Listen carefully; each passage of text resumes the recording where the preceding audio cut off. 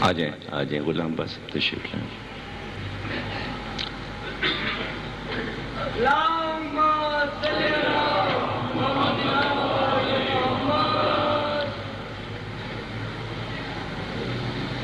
دراصل آج ذرا 10 منٹ پہلے بیٹھ گیا ہوں میں. لوگوں کو آ جانے دیجیے، بیٹھ جائیں، پھر شروع کرتا ہوں میں. محمد والے محمد صلوات.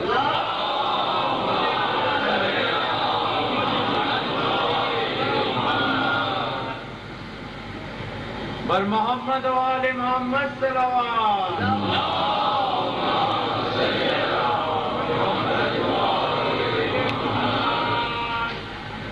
علی کی اولادوں پہ بلند نعرے تلوار.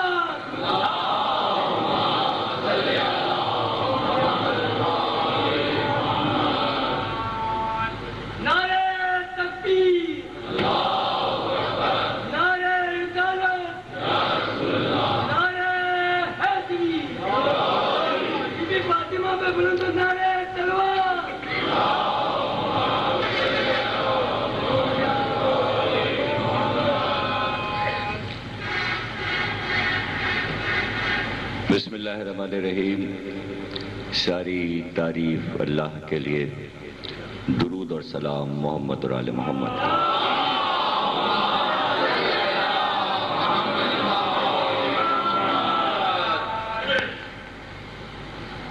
الوداعی عشرے کی 8ویں تقریر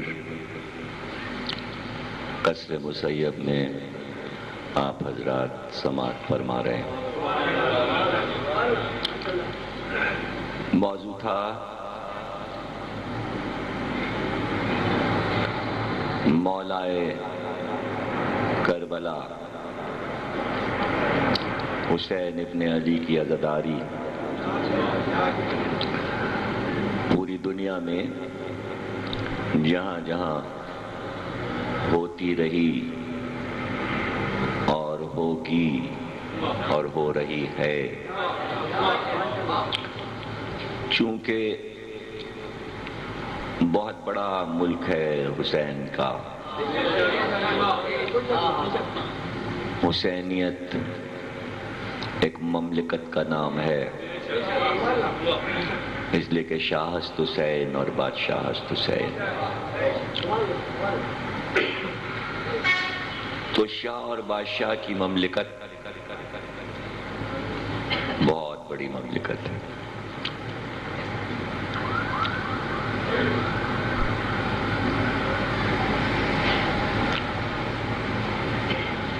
ہاں، اپنی جگہ پہ اگر بیٹھنا چاہو تو آ سکتے ہو.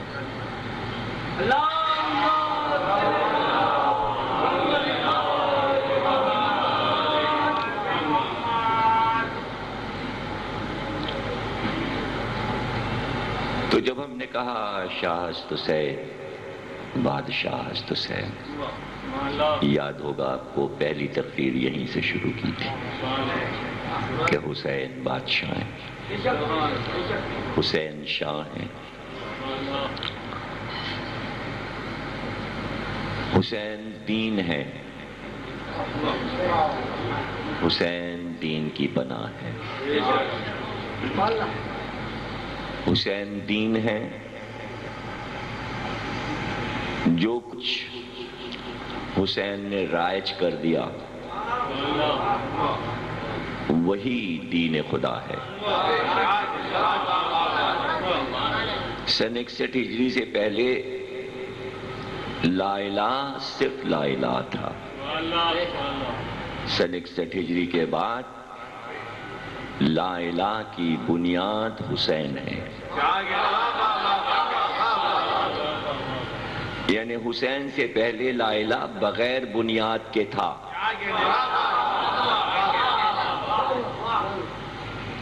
حقا کہ بنا لا الہ بنیاد حسین ہے۔ یا تو یہ مانیے کہ ازل سے حسین بنیاد ہے، مکان بغیر بنیاد کے نہیں بنتا۔ لیکن اب جدید سائنس میں مکان دو طرح کے ہوتے ہیں۔ ایک مکان چلتا ہے، اس کی بنیاد نہیں ہوتی، وہ پہیوں پہ چل رہا ہوتا ہے، اور بڑی بڑی کالونیاں بن جاتی ہیں، مکے میں، مدینے میں، یورپ میں، یہاں پاکستان میں۔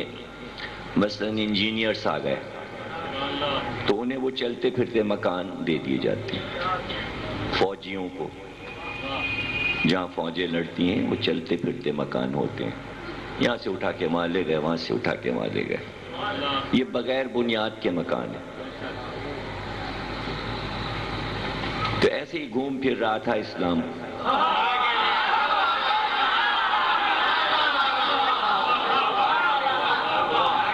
حسین نے اس کی بنیاد رکھی، پلرز بنائے،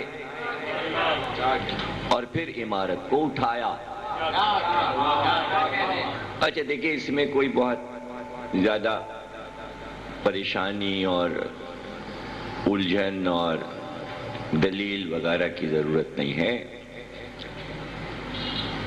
اگر دنیا کی سلطنت اور حکومت کی طرح ہسٹری پڑھیں آپ،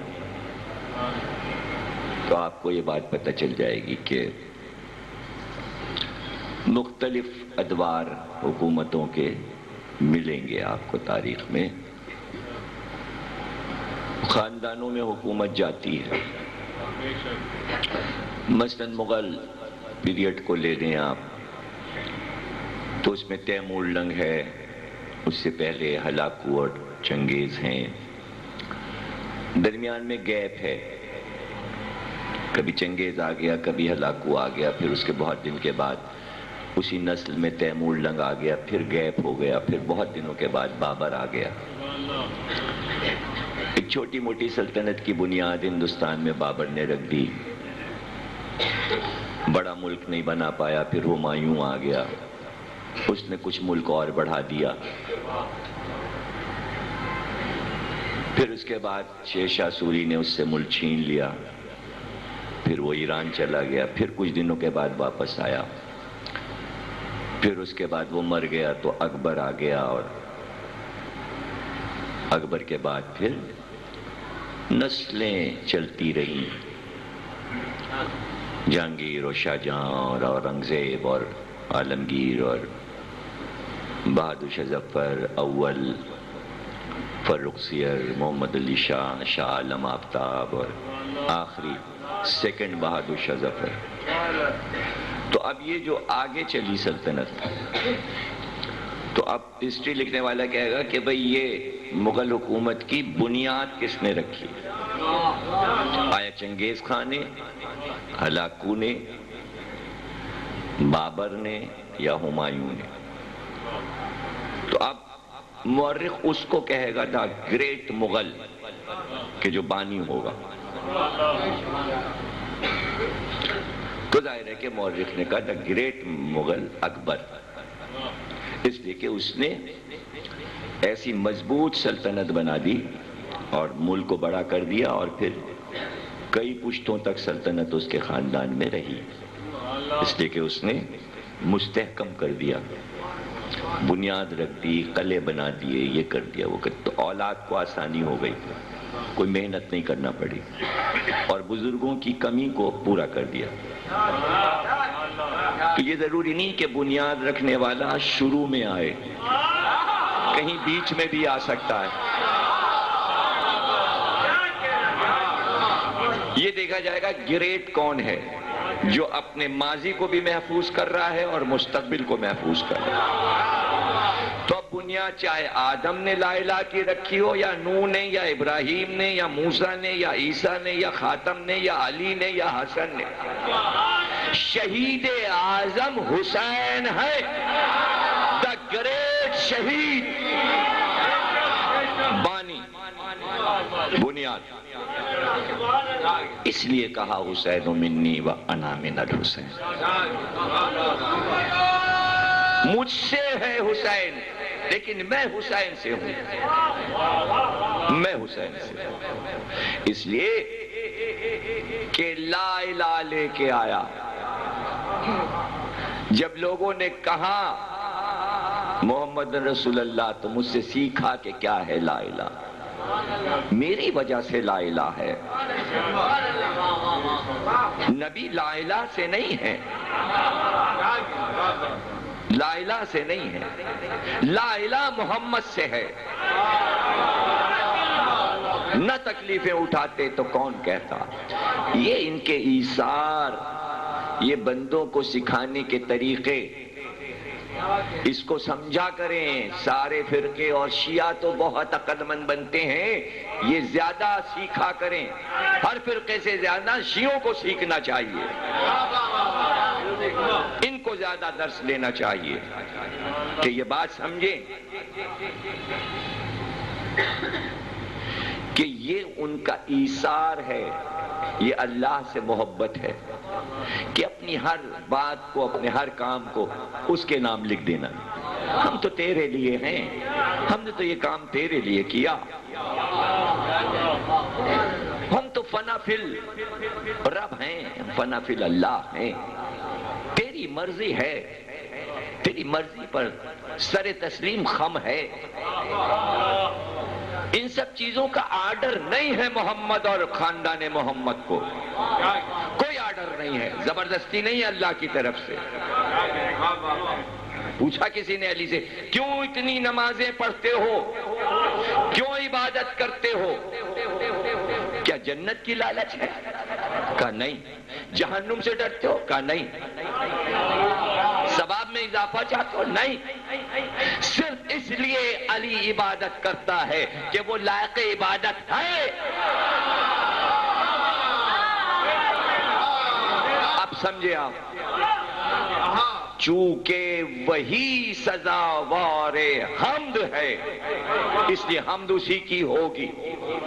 اور یہ لوگ سمجھ نہیں پاتے کہ کائنات میں کسی ذرے سے لے کے آفتاب تک، اور چیوٹی سے لے کے ہاتھی تک، اور کافر سے لے کر مومن تک، کسی کی تعریف کرو اس کی تعریف نہیں ہو سکتی اور نہ ہوتی ہے، اس لیے کہ اس نے کہہ دیا الحمدللہ رب العالمین۔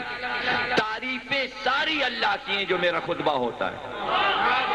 یہ ساری کا لفظ آپ سمجھے نہیں، کیا کہتا ہوں میں؟ ساری تعریف اللہ، ساری کے کیا مطلب؟ یعنی کل کائنات جہاں جہاں جو کسی کی بھی تعریف کر رہا ہے وہ سب اللہ کی ہو رہی ہے۔ یہ میں نہیں کہہ رہا، یہ بڑے بڑے ایران و عراق کے آیت اللہ نے علم کلام میں جب توحید پر بحث کی ہے تو اس پہ کتابیں لکھی ہیں کہ کائنات میں کسی شے کی تعریف کر دو اس شے کی تعریف نہیں ہوتی ہے وہ، اس لیے کہ اس نے شروع ہی قرآن یہاں سے کیا، ساری تعریف اللہ کے لیے۔ جب ہو گئی ساری تعریف اللہ کے لیے، اب کیا آپ بیٹھے کہہ رہے ہو کس چیز کی تعریف؟ بڑا اچھا ہے گلاب کا پھول، کیا اچھی خوشبو ہے، کیا خوش رنگ ہے، ہو گئی گلاب کی تعریف، ہو گئی گلاب کی تعریف۔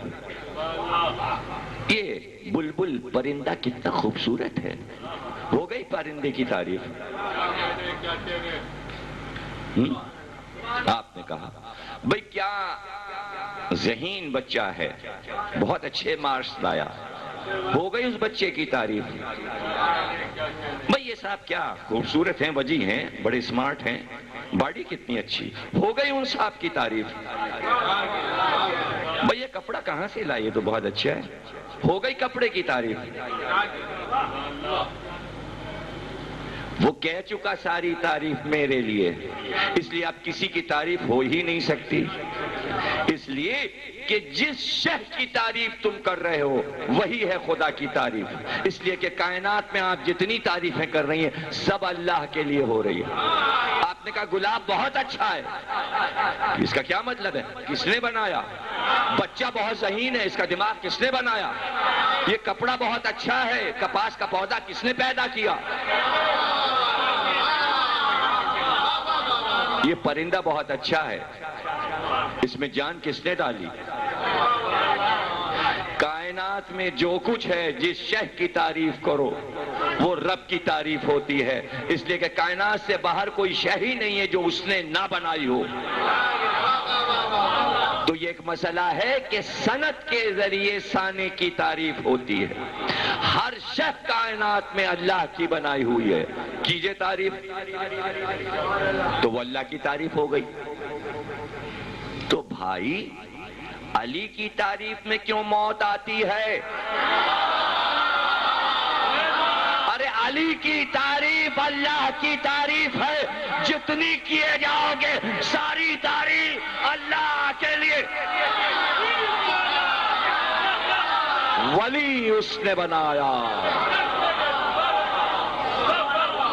ولی اس نے بنایا۔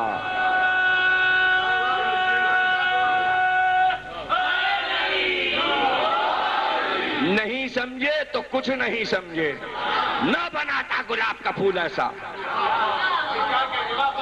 کانٹے کانٹے نکلے ہوتے کہ جو بھی پھول کی پنکھڑی پہ ہاتھ رکھتا کانٹا چپ جاتا، نیچے کانٹوں کے بجائے اوپر کانٹے نکلے ہوتے، ہر پنکھڑی میں کانٹے نکلے ہوتے، ہوتی تعریف۔ کیا پھول ہے یہ؟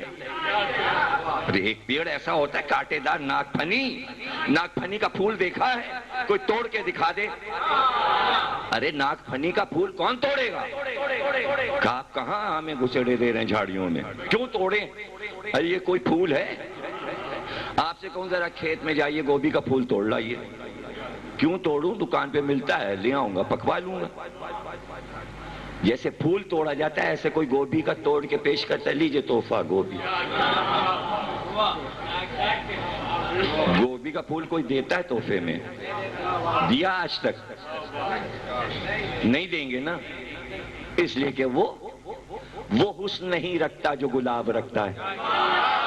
تو گلاب کو ایسا کیوں بنایا؟ کہ اس لیے بنایا ہے بھائی تاکہ ہر پھول سے اس کا موازنہ کر کے دیکھو کہ کوئی ہے گلاب جیسا۔ تو علی کو ایسا کیوں بنایا اور دوسروں کو ویسا کیوں بنایا؟ کہ تاکہ گلاب کے پھول کو چھانٹ کے تعریف۔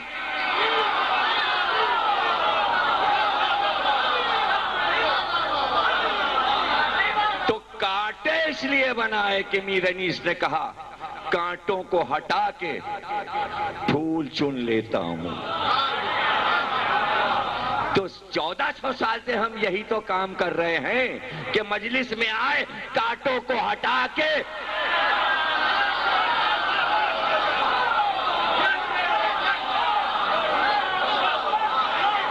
ہم نے علی کو بنایا ایسا۔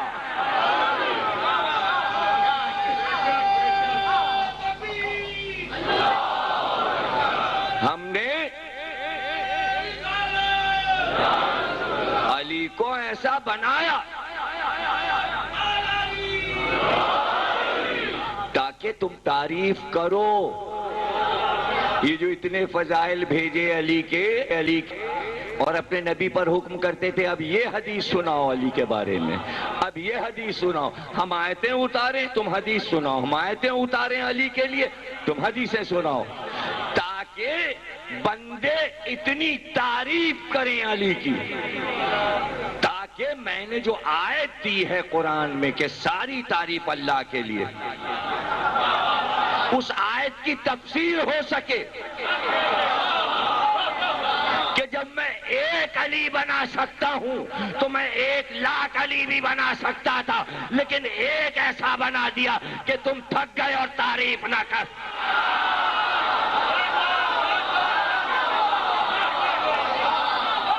ایک پہ تھک گئے، ایک سے جل گئے، ایک کے لیے مر گئے۔ اگر علی جیسے 1,00,000 ہوتے تو کیا ہوتا؟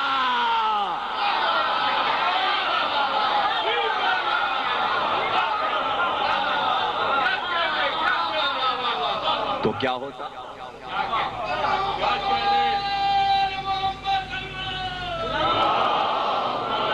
تو مولا علی پہ تو کل کی تقریر میں گفتگو ہوگی، آج اپنے موضوع کو ختم کر رہا ہوں، کل مولا علی پہ یہی گفتگو ہوگی۔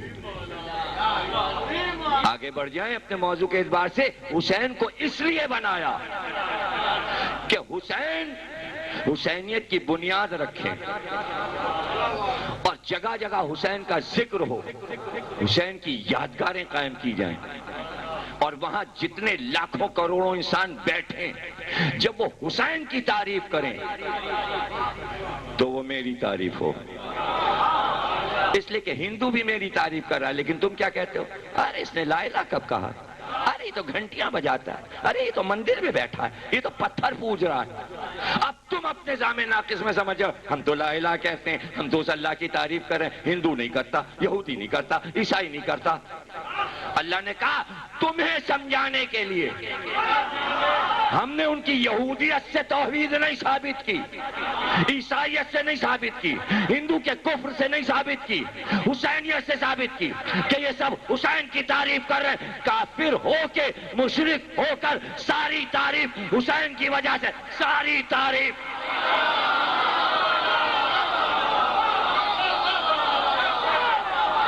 الحمدللہ رب العالمین۔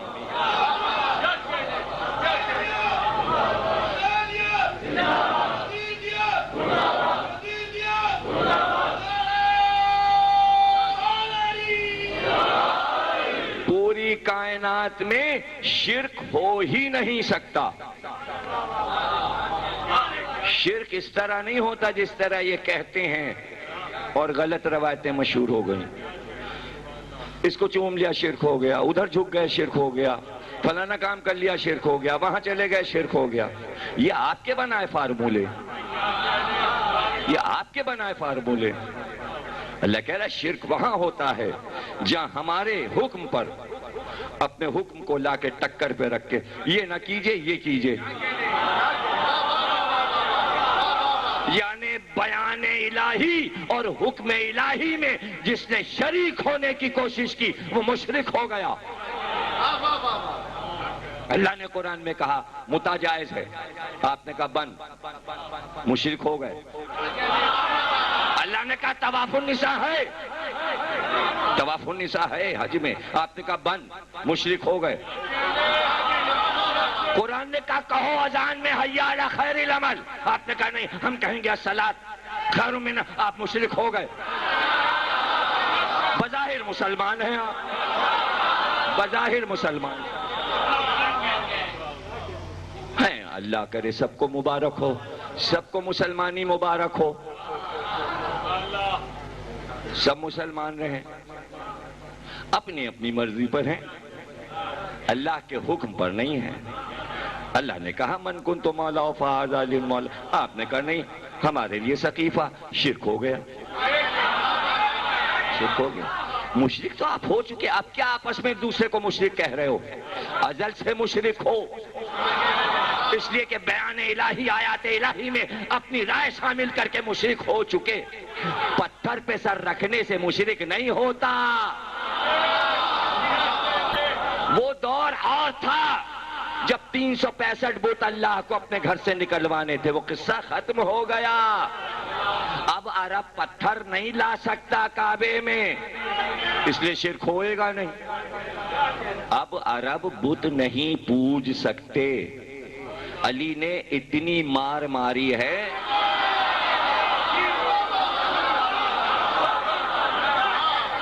اس لیے اب یہ چومنا جھکنا جانا یہ شرک نہیں ہے،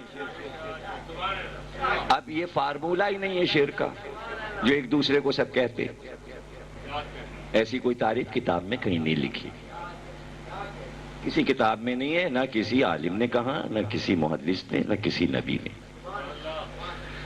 اس لیے کہ اگر شرک ہوتا تو اللہ کا نبی بار بار حسین کو نہ چومتا۔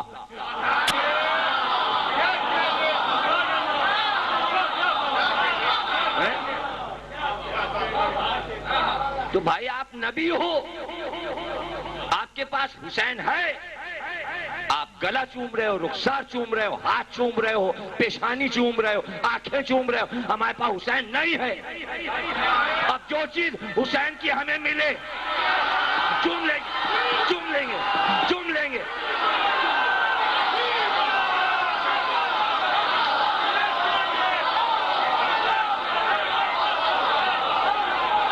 واہ بھائی واہ، آپ نانا ہو کے سب کچھ چوم لو، ہم غلام ہو کے رہ جائیں تو غلامی تک تو رہنے دو۔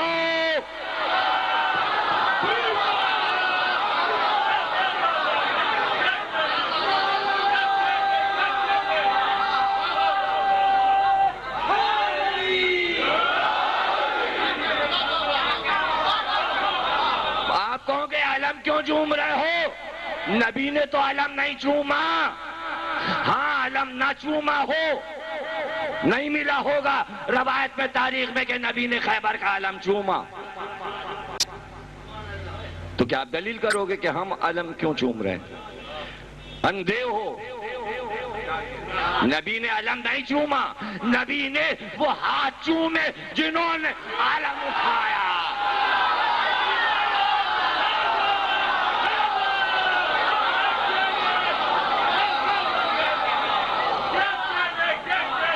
سمجھ گئے نا؟ تو یہ چومنے کا مسئلہ جو ہے اس میں بھی بدعت نہیں ہے۔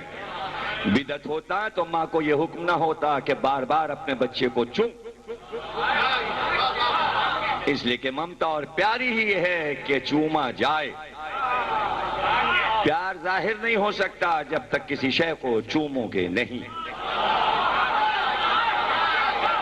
موت کیوں آتی ہے مٹی چومنے پر؟ ساری زندگی اسی میں تو سڑنا ہے، وہی تو مرنا ہے۔ نہیں تو مرنا ہے، اور اسی سے تو بنے ہو، اسی سے تو بنے ہو، تو مٹی چومنے میں کیا ہے؟ پاک مٹی تو ہو، حسین سے منسوب ہو تب چومی جائے گی، تب چومی جائے گی۔ اس لیے کہ وہ تحفے میں رسول کے پاس رکھی تھی، اللہ نے بھجوائی تھی جبریل کے ہاتھ۔ جیسے وحی آتی ہے رسول پہ، ویسے ہی خاک شفا وحی کی شکل میں آئی نبی پہ، تو وحی کو چومتے ہیں، آیات کو چومتے ہیں۔ یہ بھی آئی وحی کی طرح، جبریل لے کے آئے خاک شفا۔ ہم تو یہ دیکھ رہے ہیں جو چیز نبی کے ہاتھ پہ آ گئی چومنا ہے۔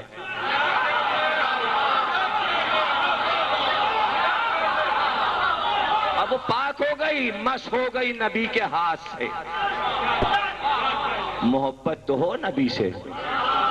اور وہ زوار صاحب سے سی ڈی لے کے دیکھیے گا، مولانا کہہ رہے ہیں، یہی کہہ رہے ہیں بھائی شیعہ کافر ہو ہی نہیں سکتے، اس لیے کہ سب سے زیادہ دیوانے رسول کے شیعہ ہیں۔ جو رسول کا دیوانہ ہو وہ کافر نہیں ہو سکتا، جو منکر محمد ہوگا وہ کافر ہوگا۔ یہی فتویٰ ہے، یہی فتویٰ ہے۔ آ گئے ماشاءاللہ، لوگ پہنچ گئے، مجلس کا وقت اب شروع ہو گیا۔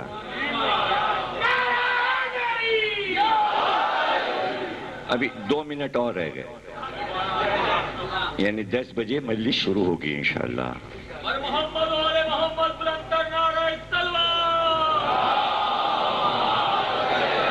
اب یہ تو میری گھڑی کا حساب ہے، میں نے اپنا لگایا ہوا ہے، مجھے نہیں پتا کہ کیا ہے، میں تو اپنے 10 کے حساب سے اب بیٹھا ہوں۔ مجھے 12 بجے بیٹھنا ہے ذوالفقار حیدری کی مجلس میں، 12 بجے، تو 10 سے 11, 11 سے 12, 15 منٹ میں اگر میں انچولی پہنچ سکتا ہوں تو پونے 2 گھنٹے پڑھ سکتا ہوں.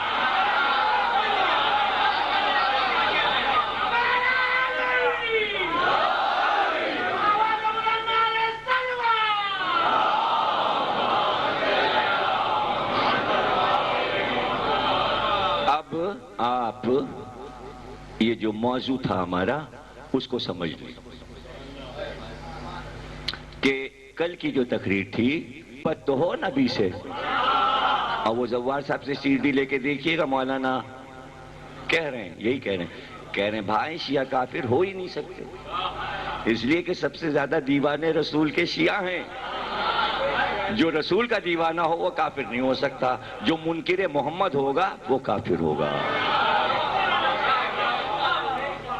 یہی فتویٰ ہے, یہی فتویٰ ہے.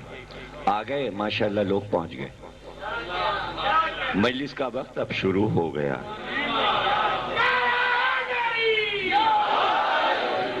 ابھی 2 منٹ اور رہ گئے, یعنی 10 بجے مجلس شروع ہوگی انشاءاللہ.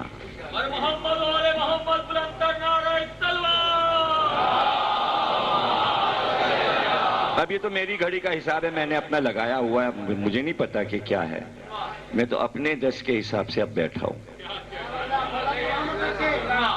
مجھے 12 بجے بیٹھنا ہے ذوالفقار حیدری کی مجلس میں, 12 بجے. تو 10 سے 11, 11 سے 12, 15 منٹ میں اگر میں انچولی پہنچ سکتا ہوں تو پونے 2 گھنٹے پڑھ سکتا ہوں.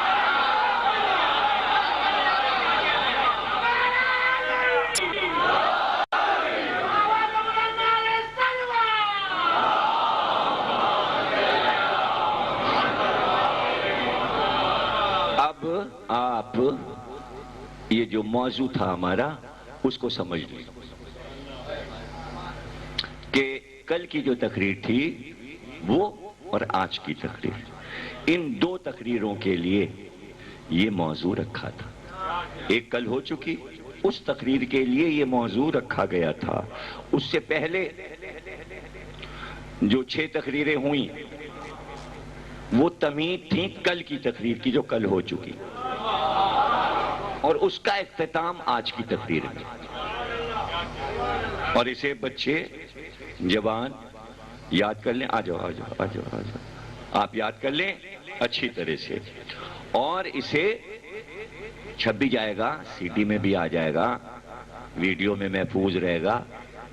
اب یہ کہیں غائب نہیں ہو سکتی بات جو کل کہہ دی گئی اور جو آج کہیں گے,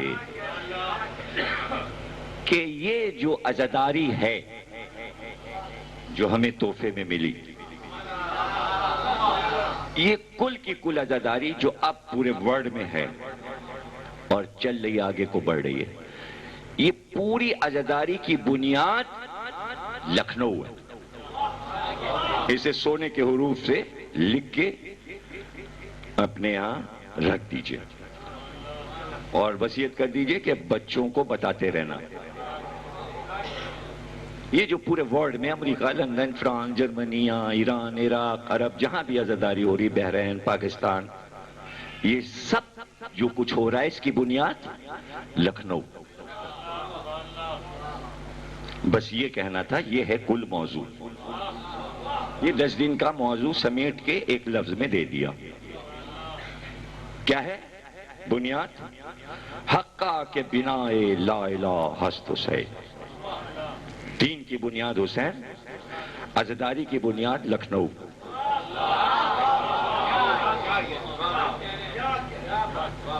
نہ ہوتا لکھنؤ,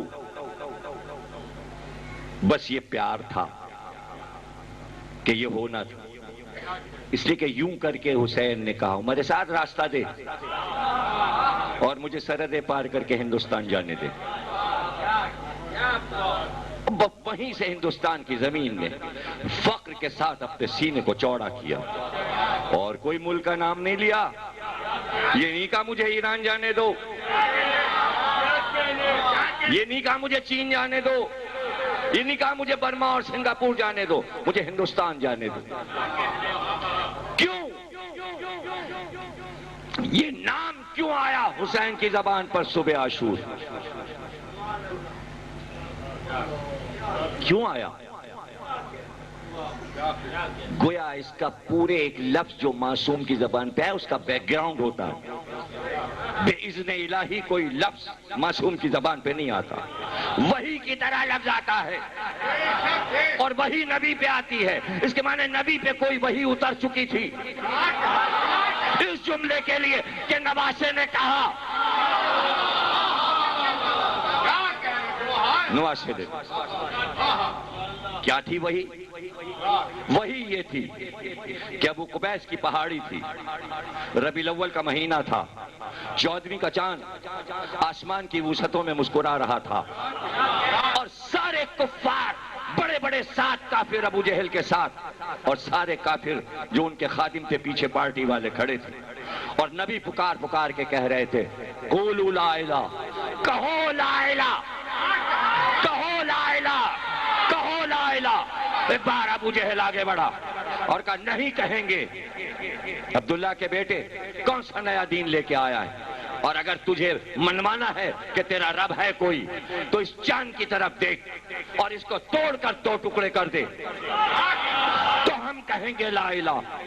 ایک بار نبی جلال میں مڑے، کہا ابھی ٹوٹے گا چاند مگر تم لا الہ نہیں کہو گے، اس لیے کہ تم سب کی لاشیں میں بدر کے میدان میں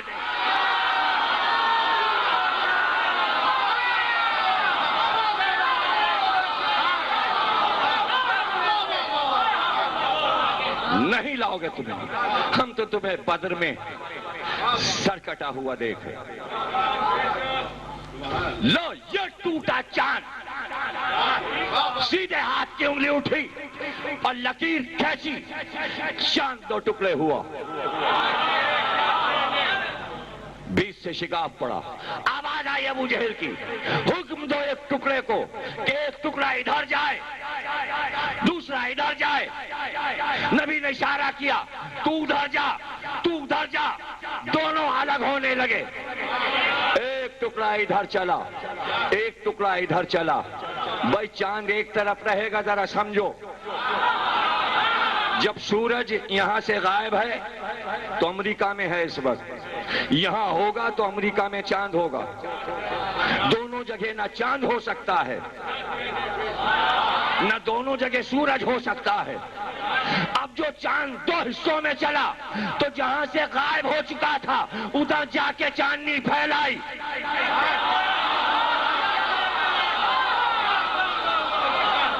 ادھر چلا چاند، ادھر چلا چاند، ادھر چلا. اب جدھر جدھر جائے گا اتنے ہی ملک دیکھیں گے، اس لیے کہ ابھی حکم دے دیں گے واپس آ. اس لیے کہ کافر کہیں گے ملائیے. اس لیے کہ الگ ہوتے ہی کچھ آثار نظر آئے. وہ جو کشمیر میں ہوا، جو بالا کوٹ میں ہوا، ابو قبیس کا پہاڑ ہلنے لگا، کافر منہ کے بل گرنے لگے. اس لیے کہ سورہ قمر کی آیات پڑھیے کہ چاند 2 ٹکڑے ہوا، وہ آئی قیامت. یہی تو آیت ہے کل قرآن میں سورہ قمر، یہیں سے وہ ٹوٹا چاند، وہ آئی قیامت. اور قیامت آ گئی. گھبرائے کا ملائیے، مل گیا. لیکن وہ کنور سین ہے ہندوستان کا بادشاہ. ہندو پنڈت کہتے ہیں پورن ماسی، چاند پورا ہوا پورن ماسی. جب پورن ماسی ہو، چاند پورا ہو، وہ ان کی عبادت کا وقت ہوتا ہے. پھول سندور ہار یہ وہ لے کے دریا میں اترتے ہیں. بادشاہ سب کچھ لے کے دریا میں اترا. اب چاند دیوتا کو چڑھائے گا پھول، اور اس میں یہ ہوتا ہے کہ چاند کو پانی میں دیکھنا ہوتا ہے اور پانی میں دیکھ کے پھول چڑھانے ہوتے ہیں. یہ پورن ماسی کی پوجا ہے. کنور سین نے چاند کو دیکھا، پھول چڑھائے، سمجھا لہریں ہلی. پھر غور سے دیکھا یہ کیا، آدھا ادھر چلا آدھا ادھر.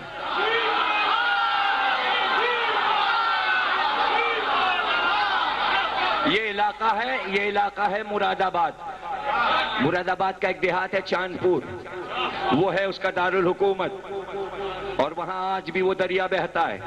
وہ پوجا کرنے گیا، جیسے ہی چاند پہ نظر گئی، نجومیوں سے پوچھا کیا ہے؟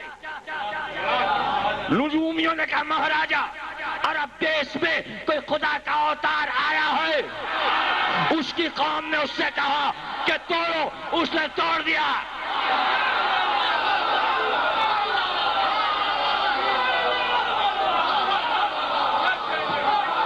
اس نے توڑ دیا، اس نے چاند توڑ دیا ہے۔ وہ بڑا بھگوان کی طاقت لے کر آیا ہے، اس میں ایشور کی طاقت نے پرویش کیا ہے۔ وزیر سے کہا رتن سنگھ یہ کیا ہے؟ کہا مہاراجا ہم دیکھ رہے ہیں جو سرکار کا حکم، کا پوجا بعد میں ہوگی، ابھی روانہ ہو جاؤ عرب دیش، جہاں یہ واقعہ گزرا اسے جا کے ہمارا سلام کہو کہ ہندوستان کے مہاراجا نے تجھ کو سلام کہا ہے، اے خدا کے اوتار۔ لیکن رتن سنگھ خالی ہاتھ نہ جانا، کچھ تحفے دیتے ہیں۔ وہ ذرا آگے بڑھے، کہ مہاراجا جو بھگوان کا اوتار ہوتا ہے اس کے پاس کسی چیز کی کمی نہیں ہوتی۔ آپ ہندوستان کی نعمتیں، جواہرات، سونا چاندی نہ بھیجیں، آپ ایسی چیزیں بھیجیں جو عرب دیش میں نہیں ہوتی۔ اگر وہ ان کے نام بتا دے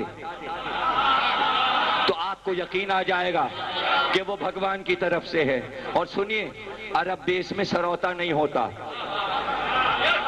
عرب دیش میں پان کا پتا نہیں ہوتا، عرب دیش میں کٹھا نہیں ہوتا، چھالیاں نہیں ہوتی، لونگ نہیں ہوتی، الائچی نہیں ہوتی، ازار بند نہیں ہوتا، کمر کا پٹکا ہوتا ہے۔ وہاں تو لباس سر سے پیر تک ایک ہوتا ہے۔ ارے تہذیبیں گلے ملنے جا رہی ہیں، تمہارے کچھ سمجھ میں نہیں آ رہا۔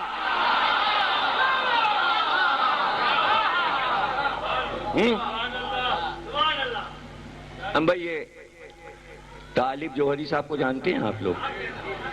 ہیں؟ کسی نے نام سنا ہے؟ سنا ہے نا؟ انہوں نے ایک تفسیر لکھی ہے احسن الحدیث، تفسیر قرآن لکھ رہے تھے بیچارے، سنا بیمار ہو گئے تو 2 ہی جلدیں آ کے رہ گئے۔ پہلی جلد لے لیجئے، سورہ بقرہ میں ہی یہ قصہ انہوں نے پورا لکھا ہے، جیسے لکھا ہے ویسے ہی پڑھ رہا ہوں، مگر ان کا لکھا نہیں پڑھ رہا ہوں، انہوں نے جہاں سے لیا ہے میں وہاں سے پڑھ رہا ہوں۔ انہوں نے جس کتاب سے یہ قصہ لیا، اس لیے کہ پہلی بار یہ قصہ ان کو ہم ہی نے سنایا تھا، اور جا کے پوچھ لیجئے گا ان سے۔ اس کے بعد انہوں نے تفسیر میں لکھا، اور اس پہ چونکہ عدالتی کتاب ہے، اور وہ مقدمہ میں ابھی آپ کو بتاؤں گا کہ کیوں۔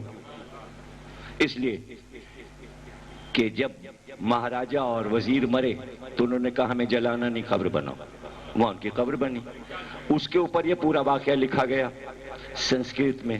اب وہاں پنڈت مقرر ہے، وہاں بن گئی ایک مسجد۔ جھگڑا یہ ہے کہ مندر بنے کہ مسجد، وہ چاندپور کی مسجد کہلاتی ہے۔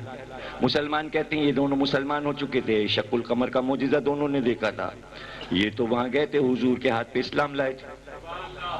وہ جھگڑا چلتا رہا، ایران والے آئے، انہوں نے کہا بھائی 10 لاکھ پاؤنڈ دیں گے، یہ کاغذات جو ہیں مہاراجا کے وہ ہمیں دے دو تاکہ ہم چھپا دیں۔ اس نے کہا دریا میں پھینک دیں گے، دیں گے کسی کو نہیں۔ اب وہ مقدمہ چلا، یہ ہوا وہ ہوا ہندو مسلمان میں، تو اس پہ بک چھپ گئی، وہ کتاب چھپ گئی، وہ اتنی موٹی کتاب ہے، چاندپور میں جو نبی کا معجزہ دیکھا گیا، شق القمر۔ 3 جگہ مسجدیں بنی ہیں ہندوستان میں، مالابار میں، مدراس میں، اور یہ مراد آباد کے علاقے میں۔ جس جس صوبے میں نبی کا معجزہ دیکھا گیا، جہاں دیکھا گیا وہیں مسجد موجود۔ اور تینوں مسجدوں کا حوالہ اگر دیکھنا ہو کسی کتاب میں تو کہاں دیکھیں گے آپ؟ مولانا مودودی کی تفسیر قرآن تفہیم القرآن میں سورہ قمر جہاں معجزہ ہے، وہاں انہوں نے لکھ دیا ہے کہاں کہاں ہندوستان میں آج سے 1400 برس پہلے مسجدیں بنی تھیں یہ معجزہ دیکھنے کے بعد، اور وہ موجود ہیں۔ ایک سنی حوالہ دے دیا، ایک شیعہ حوالہ دے دیا، ٹھیک ہے نا؟ بس اب اس سے زیادہ تو حوالے نہیں چاہیے۔ اور ویسے ڈھیروں کتابیں وہ سب ہمارے پاس، یہ جو مارکیٹ میں ملتا ہے وہ آپ کے لیے۔ بھائی رتن سین جاؤ، ہاں یہ سب لے جاؤ۔ گھوڑے پہ رتن سین بیٹھے، سامان ساتھ لیا، ملازم پیچھے، یہ تھوڑی کی تھیلی میں بھر کے لے گئے، کشتی میں سجا کے ساری چیزیں سجی ہوئی شاہی طریقے سے، اس پہ خان پوش پڑے ہوئے غلام لے کے جا رہے، گھوڑا جا رہا ہے۔ ایک درخت کے پاس سے گزرے، اس درخت کے نیچے کچھ لوگ دائرے کی شکل میں تھے اور بیچ میں ایک نور تھا، نور۔ گھوڑا درخت کے قریب سے جیسے ہی گزرا، رتن سین کے کان میں آواز آئی، رتن سین کہاں ہمیں ڈھونڈ رہے ہو؟ ہم یہاں بیٹھے ہیں۔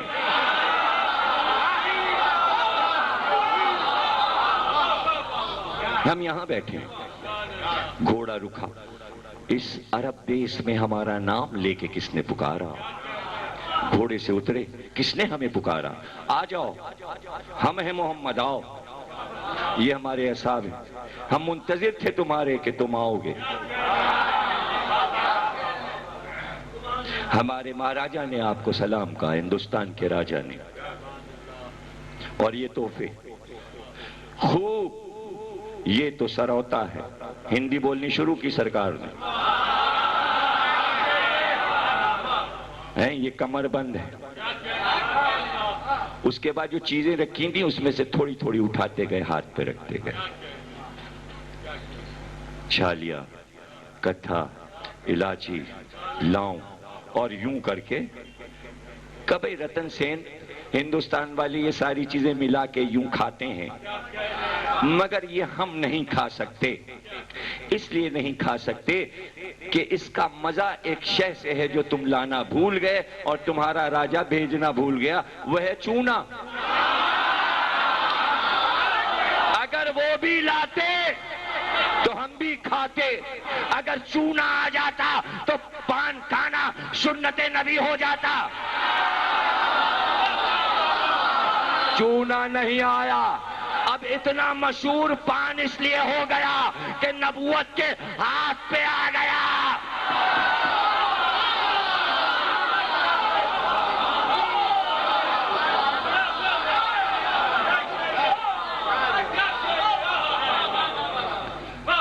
سرکار ہم پھر واپس نہیں جائیں گے، ہم آپ کے قدم نہیں چھوڑیں گے۔ بھائی رتن سین گھر والے یاد کریں گے، نہیں سرکار اب آپ کے بعد کیا؟ رتن سین راوی بنے، صحابی بنے، پورے مدینے میں مشہور تھے، جدھر سے گزرتے لوگ کہہ رہے رتن بابا جا رہے ہیں، رتن بابا ہندی جا رہے ہیں، رتن بابا ہندی جا رہے ہیں، رتن بابا ہندی۔ صحیح بخاری میں ایک حدیث آئی، راوی رتن بابا ہندی، راوی ہے صحابی ہے، راوی ہے صحابی ہے، راوی بنا تو اس نے کہا ایسا ہوا۔ ایک دن ہم نے دیکھا گھر سے جو نکلے مدینے میں خوشیاں تھیں، شہر میں دھوم دھام تھی۔ ہم نے پوچھا یہ سب مجمع کہاں جاتا ہے؟ کہ آج نبی کے ہاں نواز صاحب پیدا ہوا ہے، سب مبارکباد دینے جاتے ہیں، کہ ہم بھی جائیں گے۔ کہتے ہیں رتن سین ہم جو پہنچے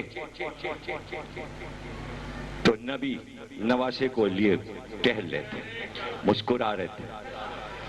ہم نے سوچا ہم خالی ہاتھ آ گئے، آج اس گھر کی بڑی خوشی ہے، پہلا بچہ ہوا ہے، کچھ نذرانہ لاتے تو کتنا اچھا تھا، لیکن اب کیا واپس جائیں اس خوشی کی گھڑی کو چھوڑ کر؟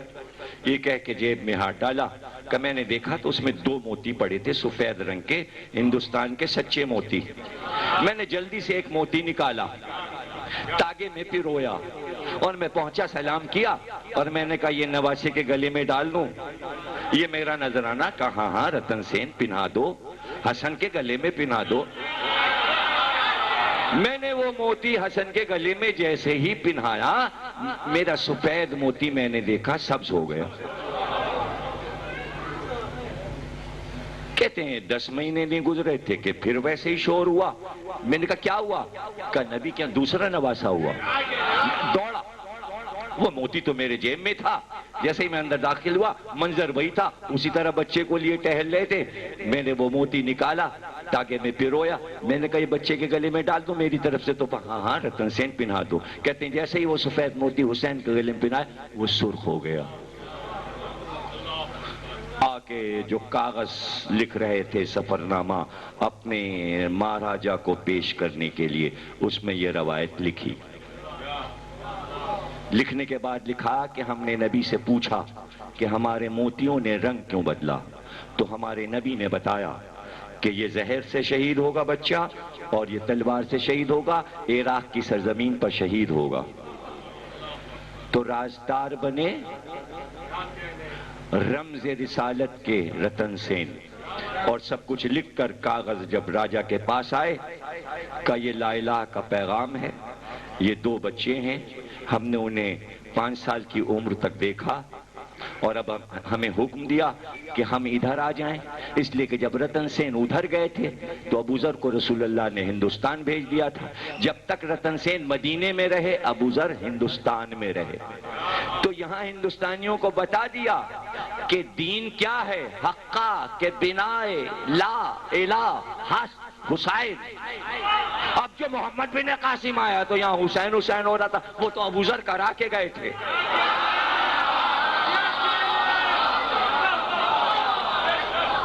وہ تو ابو ذر کرا کے گئے. پیار ملا, پیار ملا, پتا چلا پیار کرنے والے رہتے ہیں. بچپن میں حسین کو پتا چل گیا تھا رتن سین سے, آنے والے نے محبت بتا دی کہ وہاں پیار بہت ہے محبت بہت ہے. تو کہا ہٹو فوج یزید سے کہو راستہ دے تاکہ میں ہندوستان چلا جاؤں. بڑے اچھے لوگ تھے وہ جو تیر چلا رہے تھے. عرب دیش کے لوگ بہت اچھے تھے جو بچوں کو قتل کر رہے تھے. تو ہندو شعرا نے کہا آپ آ جاتے اگر اس دن تو ہم سارے دیوتاؤں کو چھوڑ کے صرف آپ کی پرستش کرتے, آپ کو اپنا بھگوان مان لیتے. آ تو جاتے, نہیں آئے, خواہش تو کی تھی, اب نظریں ہیں تو آپ کے لیے. ہم نہیں جانتے کیا ہے لا الہ, نہیں جانتے ہیں کیا ہے فقہ, ہم آپ کو جانتے ہیں اس لیے کہ آپ نے کربلا کی زمین سے ہمیں پکارا تھا. یہ ہے رشتہ. کتاب کا نام ہے بھارت اور حسین, بھارت اور حسین, نجمہ افندی کی کتاب ہے جن کے لوحے پڑھے جاتے ہیں انجمن میں. اور اس کے علاوہ 5 کتابیں انگریزی میں اسی نام سے, انڈیا اور حسین, حسین اور ہندوستان. پاکستان اسی کا حصہ, ہندوستان کا حصہ. حدیثوں میں پاکستان کا ذکر نہیں ہے اس لیے کہ یہ ہندوستان ہے. اور صورتحال اب یہی ہے. یہ جملہ کہہ کے پھر آگے بڑھ جاؤں. صورتحال یہ ہے کہ جب سے بنا ہے پاکستان سپورٹر امریکہ ہے. امریکہ نہ ہوتا تو پاکستان کا وجود نہ ہوتا. اس ملک کو چلانے والا امریکہ ہے. لیکن اگر امریکہ نے ہاتھ کھینچ لیا اور یہاں کی سڑکیں بن رہی ہیں, تنخواہیں بٹ رہی ہیں, سارے کالج اسکول یونیورسٹی سب امریکہ کی وجہ سے چل رہے ہیں, اگر وہ ہاتھ کھینچ لے تو اس ملک کے اپنے کوئی وسائل نہیں, نہ یہاں تیل, نہ یہاں سونا, نہ چاندی, نہ جواہرات, کچھ بھی نہیں ہے. زمین ہے صرف صحرا, اپنے وسائل نہیں. اس لیے امریکہ سرپرست ہے اس ملک کا 50 برس سے. اگر امریکہ نے ہاتھ کھینچ لیا جیسا کہ کلنٹن کے دور میں ہاتھ کھینچ لیا تھا اور 10 سال ایٹ پر پابندی امریکہ نے لگا دی تو کیا ہونے لگا؟ آپ نے دیکھا کہ کیا ہونے لگا. لوگ اپنی بوٹیاں خود ہی نوچنے لگے اس لیے کہ پیسہ نہیں تھا پاکستان کے پاس. کلنٹن کے دور میں بش نے آتے ہی سب کچھ پابندیاں ہٹائیں, لے وہ یہ پیسہ اس کا, یہ وہ یہ اس کا, یہ ایجوکیشن کا, یہ اس کا, یہ اس کا, یہ اس کا. اگر اب بند کر دیا تو اب ایک ہی راستہ ہے پاکستان کے پاس کہ اس کا سپورٹر امریکہ یہ چاہتا ہے کہ انڈیا بنے. تو اب جو صورتحال پیدا ہوگی نہ سعودی عرب پاکستان چلانے کی طاقت رکھتا ہے نہ امارات، سب کو اپنا اپنا معاملہ بھاری ہو رہا ہے۔ چین کے پاس اتنی دولت نہیں ہے، وہ کسی کو سپورٹ نہیں کرتا، چیزیں بھیج سکتا ہے، زیادہ سے زیادہ پلاسٹک کے کھلونے، وہ بچے آپ کے کھیلیں گے، اس سے پیٹ نہیں بھرے گا۔ سپورٹ کرے گا انڈیا، اور پلان میں یہی ہے۔ اس لیے دوستی جتنی بڑھتی جائے گی اتنا فائدہ ہوگا۔ اس دوستی کے بڑھتے ہوئے ماحول میں میں یہ بتانا چاہ رہا ہوں کہ ابھی یہ نعرہ لگے گا، جماعت اسلامی نے دوستی کرا دی، فضل الرحمان گئے تھے دوستی کرانے، قاضی حسین احمد، نہیں، حسینیت کی دوستی ہے۔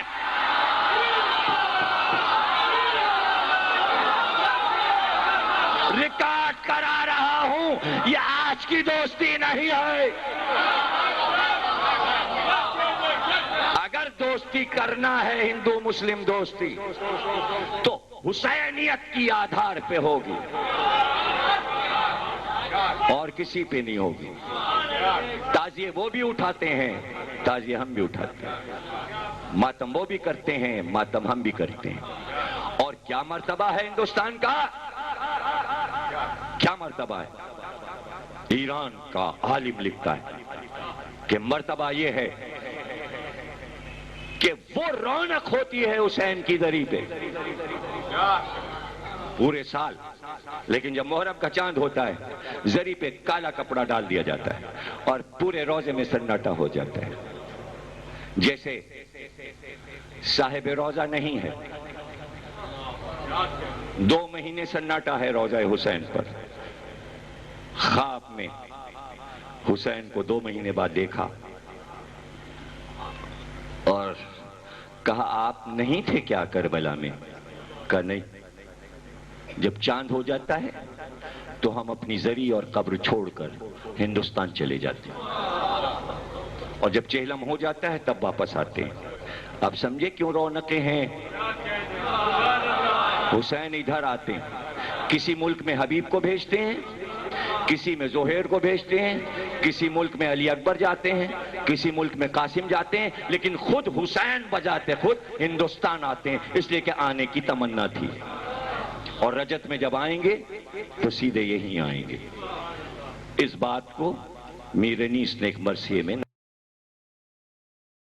آج چونکہ حاصل عشرہ ہے اور اسی کے لیے ہم نے یہ موضوع رکھا تھا، آپ یہ سنیں اور اس کے بعد پھر جب ہمارا وقت کامل ہوگا تو ایک فرمائش خاتون کی مصائب کی، وہ مصائب میں پیش کروں گا۔ دیکھیں پہلے مرثیے کے مزاج کو سمجھیے، اس لیے کہ انیس نے اپنی شاعری سے پورے کائنات میں ہر ملک میں جو تعارف شیعت کا کرایا وہ کسی کے بس کی بات نہیں تھی۔ دیکھیں یونیورسٹیز میں، پوری دنیا کی یونیورسٹیوں میں یہ ماتمداروں اور رضاداروں کا نام پہنچنا مشکل کام تھا، جہاں حد بندیاں ہوں کہ ان کو آگے نہ بڑھنے دو۔ انیس نے حدیں توڑ دی کہ ان کا راستہ کون روکے گا، ہم ان کی عزاداری کا ذکر پوری دنیا کی یونیورسٹی میں کروائیں گے۔ اور آج جاپان سے لے کے امریکہ کی ہر یونیورسٹی، یورپ کی ہر یونیورسٹی میر انیس پہ ریسرچ کر رہی ہے۔ میر انیس کا موضوع امام حسین، امام حسین کے حوالے سے عزاداری ہے۔ زیورے عروس سخن پنجتن کی مدح، زینت کلام کی ہے رسول زمن کی مدح، ہے لذت زباں شہ خیبر شکن کی مدح، آرام جان و دل ہے حسین و حسن کی مدح، ہر دم یہ ذکر باعث عیش و سرور ہے، دل کی جو روشنی ہے تو آنکھوں کا نور ہے۔ ذکر حسین دریائے نور کا در یکتا حسین ہے، رنگی گلے حدیقے زہرا حسین ہے، مظلوم کربلائے معلی حسین ہے، سارا جہاں غلام ہے آقا حسین۔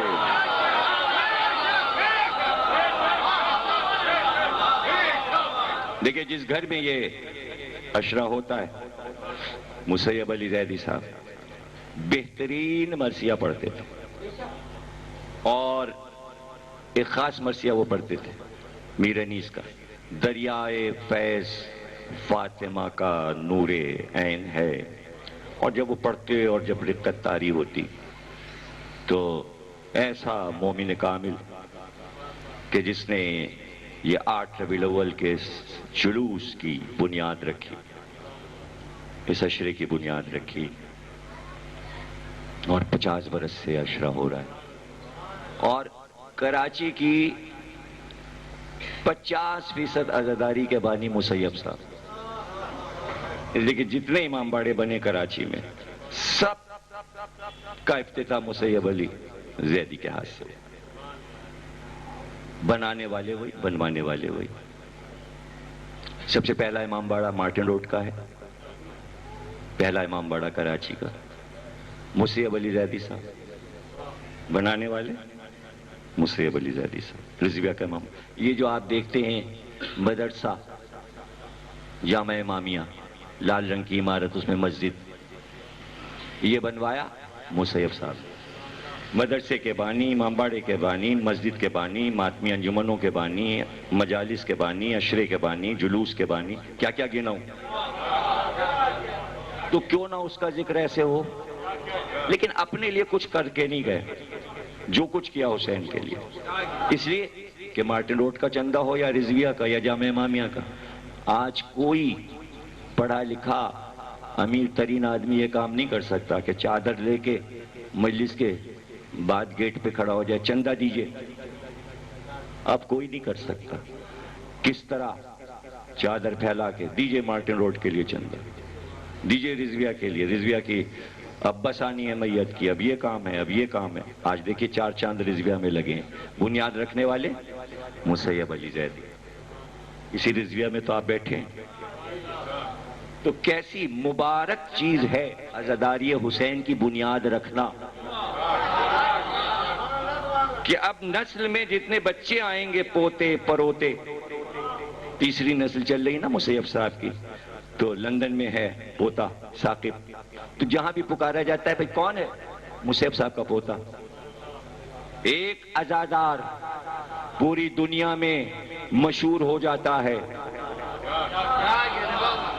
تو جو بھی اتنے کام کرے تاریخ میں حسین اس کا نام لکھا دیتے ہیں، اس لیے کہ سب غلام ہیں، حسین آقا ہیں۔ آقا جس غلام سے خوش ہو جائے، سارا جہاں غلام ہے، آقا حسین ہے۔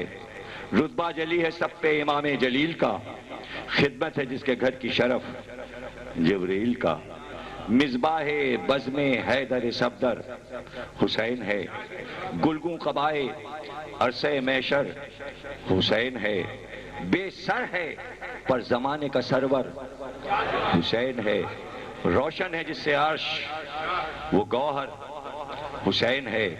عالم میں کیوں ضیاء نہ ہو اس کے ظہور سے، اللہ خود بنائے جسے اپنے نور سے۔ اللہ خود بنائے جسے اپنے نور سے، محبوب ذوالجلال کا پیارا حسین ہے، مہر عرب کی آنکھوں کا تارا حسین ہے، بعد از حسن امام ہمارا حسین ہے، بخشش کا آسیوں کی سہارا حسین ہے۔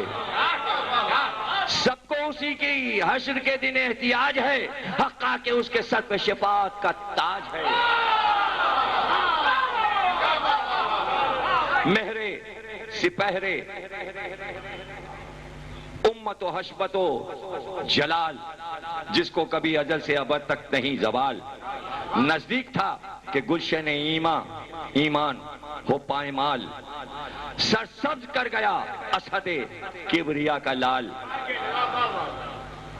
سبز اور لالے کی مصرے میں کیا فیض ہے کہ سایہ طوبہ میں گھر ملا، امت نحال ہو گئی ایسا ثمر ملا۔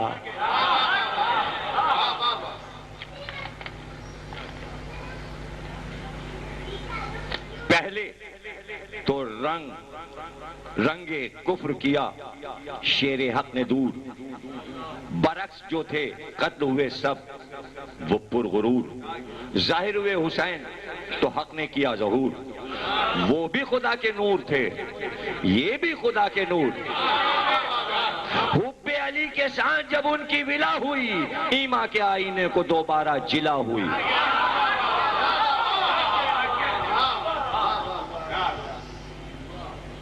حامی ہو ایک تن بھی تو آفت کی ہے سپر، یہاں پنجتن ہے پھر ہمیں کیا خوف کیا خطر، شجدر ہوں کس لیے جو سخر کے ہیں ساتھ در، آٹھوں بہشت شاہ کے ہیں دوستوں کے گھر، 9 آسماں سے بھی کہیں درجے رفیع ہیں، 14 خدا کے دوست ہمارے شفیع ہیں۔ ساری گنتیاں اس میں گنا دیں، 1 5 6 7 8 9 14، ایک ہی بن میں اتنی گنتیاں آ گئیں۔ ہے جن کو شیر حق کے گھرانے سے ارتباط، قدموں سے ہے لگی ہوئی ان کے رہے صراط، جب تھام لیں گے چادر زہرا با احتیاط، اس پل کو طے کریں گے باد فرو انبساط، شبیر ہیں علی ہیں رسول کریم ہیں کیا ڈر ہمیں، صراط سے دل مستقیم ہیں، رونے کا غم میں شاہ کے اللہ رے صلہ، دل کو سرور آئینے چشم کو جلا، مردوں پہ کیوں نہ واجب عینی ہو یہ ولا، جو حق سے ان کے نام پہ مانگا وہی ملا، روئے تو جرم دفتر ایسیاں سے دھو گئے، دامن نہ تر ہوا تھا کہ لو پاک ہو گئے۔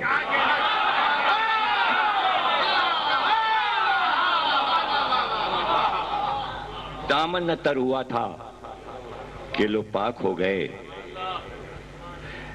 ذکر حسین یہ بن بہت غور سے سنیں اور کوشش کریں سارے لوگ کہ اس کو زبانی یاد کریں، ایک ایک مصرع یاد کر لیں کیسٹ سے۔ ذکر حسین حق کی عبادت سے کم نہیں،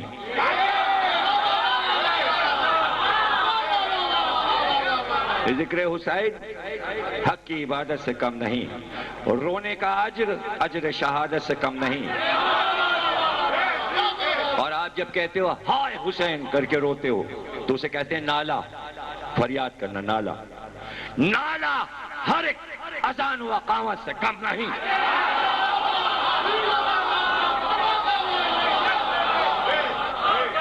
سلام تجھ پر میر انیس، نالا ہر ایک اسلام کا وہ گھر خدا کا ہے تو یہ گھر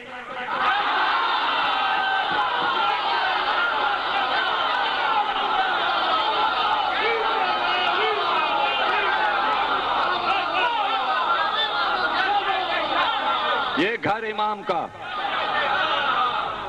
رفت کروں میں تازیہ خانے کی کیا رقم، ہے جلوہ گاہ روح رسول فلک حشم، ایک ایک در ہے رش کے درے گلشن ارم، آتی ہے بوئے خل صبا لے کے دم بدم، سونگے اگر فتیلہ عنبر سرشت کو، رضوان بھی بھول جائے شمیم بہشت کو، حقا کہ رکن کعبہ ایمان ہے یہ مقام، میکال و جبریل ہے مصروف اہتمام، قدسی طواف کرتے ہیں آن کے صبح و شام، کوئی تو بھیجتا ہے درود اور کوئی سلام۔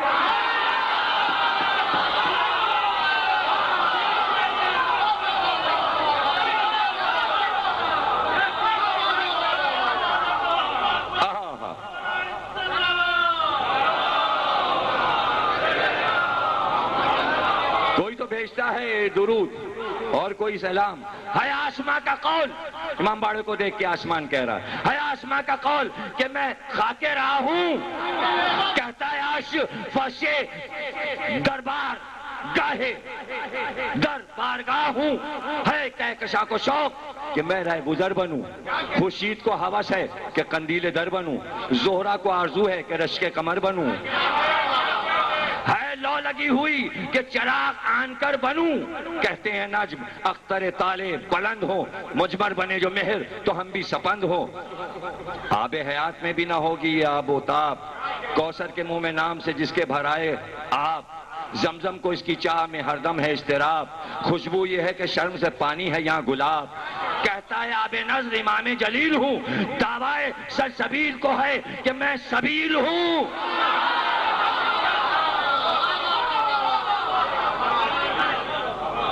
ہے پست اوجے پائے ممبر سے نو فلک، نو آسمان پست ہیں اس ممبر سے، اور ممبر پہ روضہ خاں یعنی ذاکر، ممبر پہ روضہ خاں ہے کہ ہے عرش پر ملک۔ پٹکوں کا نور، پٹکوں کا نور اور علم پاک کی جھلک، جس کی چمک زمین سے ہے، آسماں تلک۔ بھائی کیا تحفہ دیا ہے میر انیس نے؟ بھائی یہ ہاتھ ہے نا، یہ ہاتھ ہے نا، ایک یہ ایک وہ ایک یہ، پنجے کے ہاتھ اٹھے ہوئے نا، علم کے ہاتھ ہے نا۔ مصرع سنو انیس کا، مجلس میں مومنوں نے جو آنسو بہائے، دیکھو دعا کو ہاتھ علم نے اٹھائے ہیں۔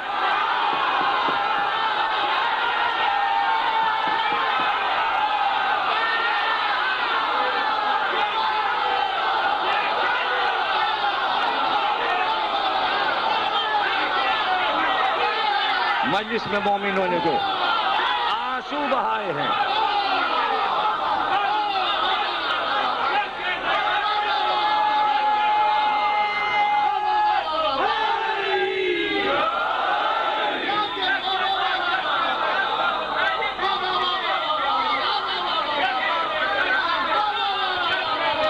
دیکھو یہ میر انیس کا کمال دیکھنا، یہ علم ہے، یہ اس کا ہاتھ ہے پنجہ۔ فضائل میں اس طرح لائے، اب اسی ہاتھ اٹھنے کو مصائب میں لائیں گے، اسی کو فضائل بنائے پھر مصائب بنایا۔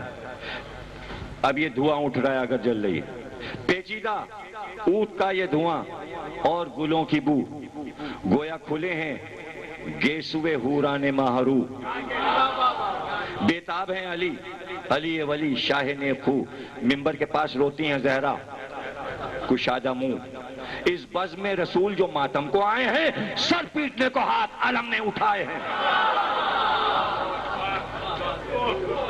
دیکھا آپ نے دو طریقے سے کہا۔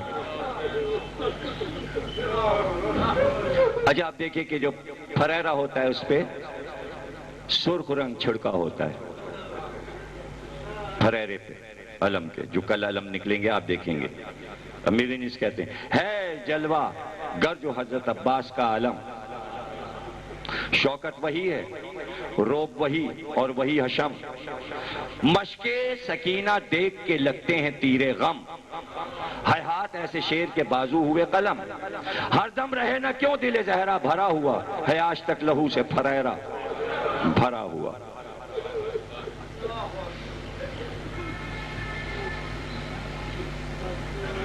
محرم ہوا، چاند ہوا، روضہ حسین کربلا میں محرم آیا، رونق ہو کیوں نہ تعزیہ خانوں میں جا بجا، ہوتے ہیں خوش شریک شہنشاہ کربلا، کرتا ہے نقل ایک متولی پارسا، یعنی ہوا فلک پہ جو ظاہر مہ ازا، ایشے جہاں دلوں کو فراموش ہو گیا، سب شہر مثل کعبہ سیاہ پوش ہو گیا۔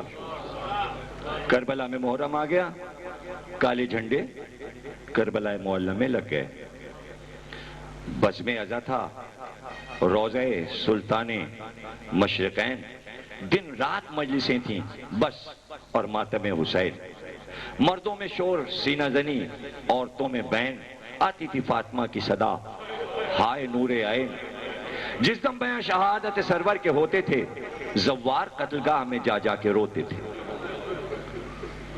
اب یہ کہتا ہے وہ ایک شب جو میں نے غور سے روزے پہ کی نظر، دیکھا اداسی چھائی ہے مرقد پہ سر بسر، صندوق پر وہ نور نہ رونق زری پر، جس طرح بادشاہ کرے شہر سے سفر، ہے عرش پر وہ زینت عرش بری نہیں، ثابت یہ تھا مکہ تو ہے لیکن مکی نہیں۔ کچھ کہہ سکا نہ میں، یہ رہا دل کو اضطراب، چیلم کے بعد میں نے یہ دیکھا میاں خواب، روزے میں جلوہ گر ہیں شہ آسماں جناب، سمجھا ذریعہ پاک کو میں برج آفتاب، قربان تھے ملک رخ روشن کی شان پر، تھی چاندنی زمین پر اور نور آسمان پر۔ اب امام حسین کو دیکھا اس نے کہ ہاتھوں کو اٹھا کے دعا کریں، کرتے تھے ہاتھ اٹھائے ہوئے حق سے یہ دعا، یا غافر المعاصی و یا واہب العطا، بہر نبی و حیدر و زہرا و مجتبیٰ، کچھ اور دینا اکبر و اصغر کا خوں بہا، امت کو واسطے میرے پیاروں کے بخش دے، یا رب گناہ تازیہ داروں کے بخش دے۔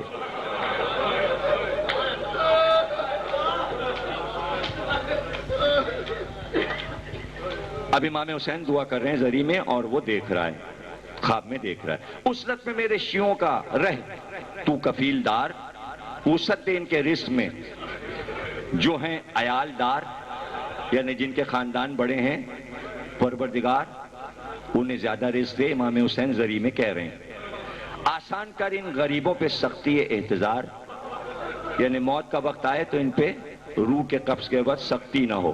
حسین دعا کر رہے ہیں اپنے معبود سے، سوئے لحد میں جب تو نہ ہو صدمہ فشار، یعنی قبر میں ہمارے تعزیہ داروں کو کوئی تکلیف نہ ہو، دامان ابن فاطمہ اور ان کے ہاتھوں جب روز حشر ہو تو یہ سب میرے ساتھ ہو۔ جب محشر کا دن آئے، قیامت کا دن آئے، میرے عزادار پروردگار میرے ساتھ ہو۔ فارغ جو اس دعا سے ہوئے شاہ تشنہ لب، کی عرض میں نے جھک کے قدم پر بسد ادب، خادم یہیں رہا محرم میں روز و شب، رونق جو آج ہے یہ نہ تھی اس کا کیا سبب، ہر سو ہجوم و حسرت و اندوہ یاس تھا، مولا کمال روضہ انور اداس تھا۔ کیا یہاں نہ تھے حضور؟ کہا آپ نے کہ ہاں، میں نور حق ہوں، عرش خدا ہے میرا مکان، ہے ہر جگہ ظہور زمیں ہو کہ آسماں، تھا شیان ہند کا شبیر مہماں۔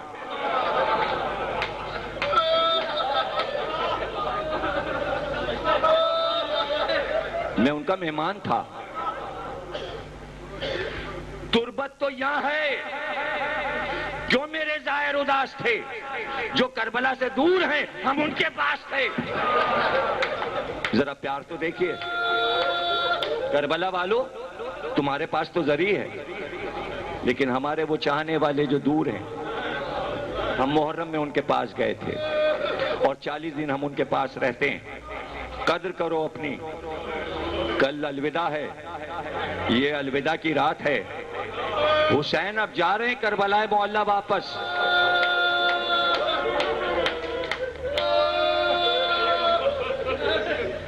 جو کربلا سے دور ہیں ہم ان کے پاس تھے۔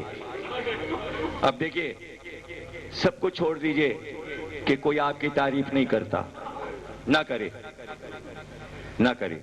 امام حسین کی زبان سے اپنی تعریف سنیے اور فخر کیجئے۔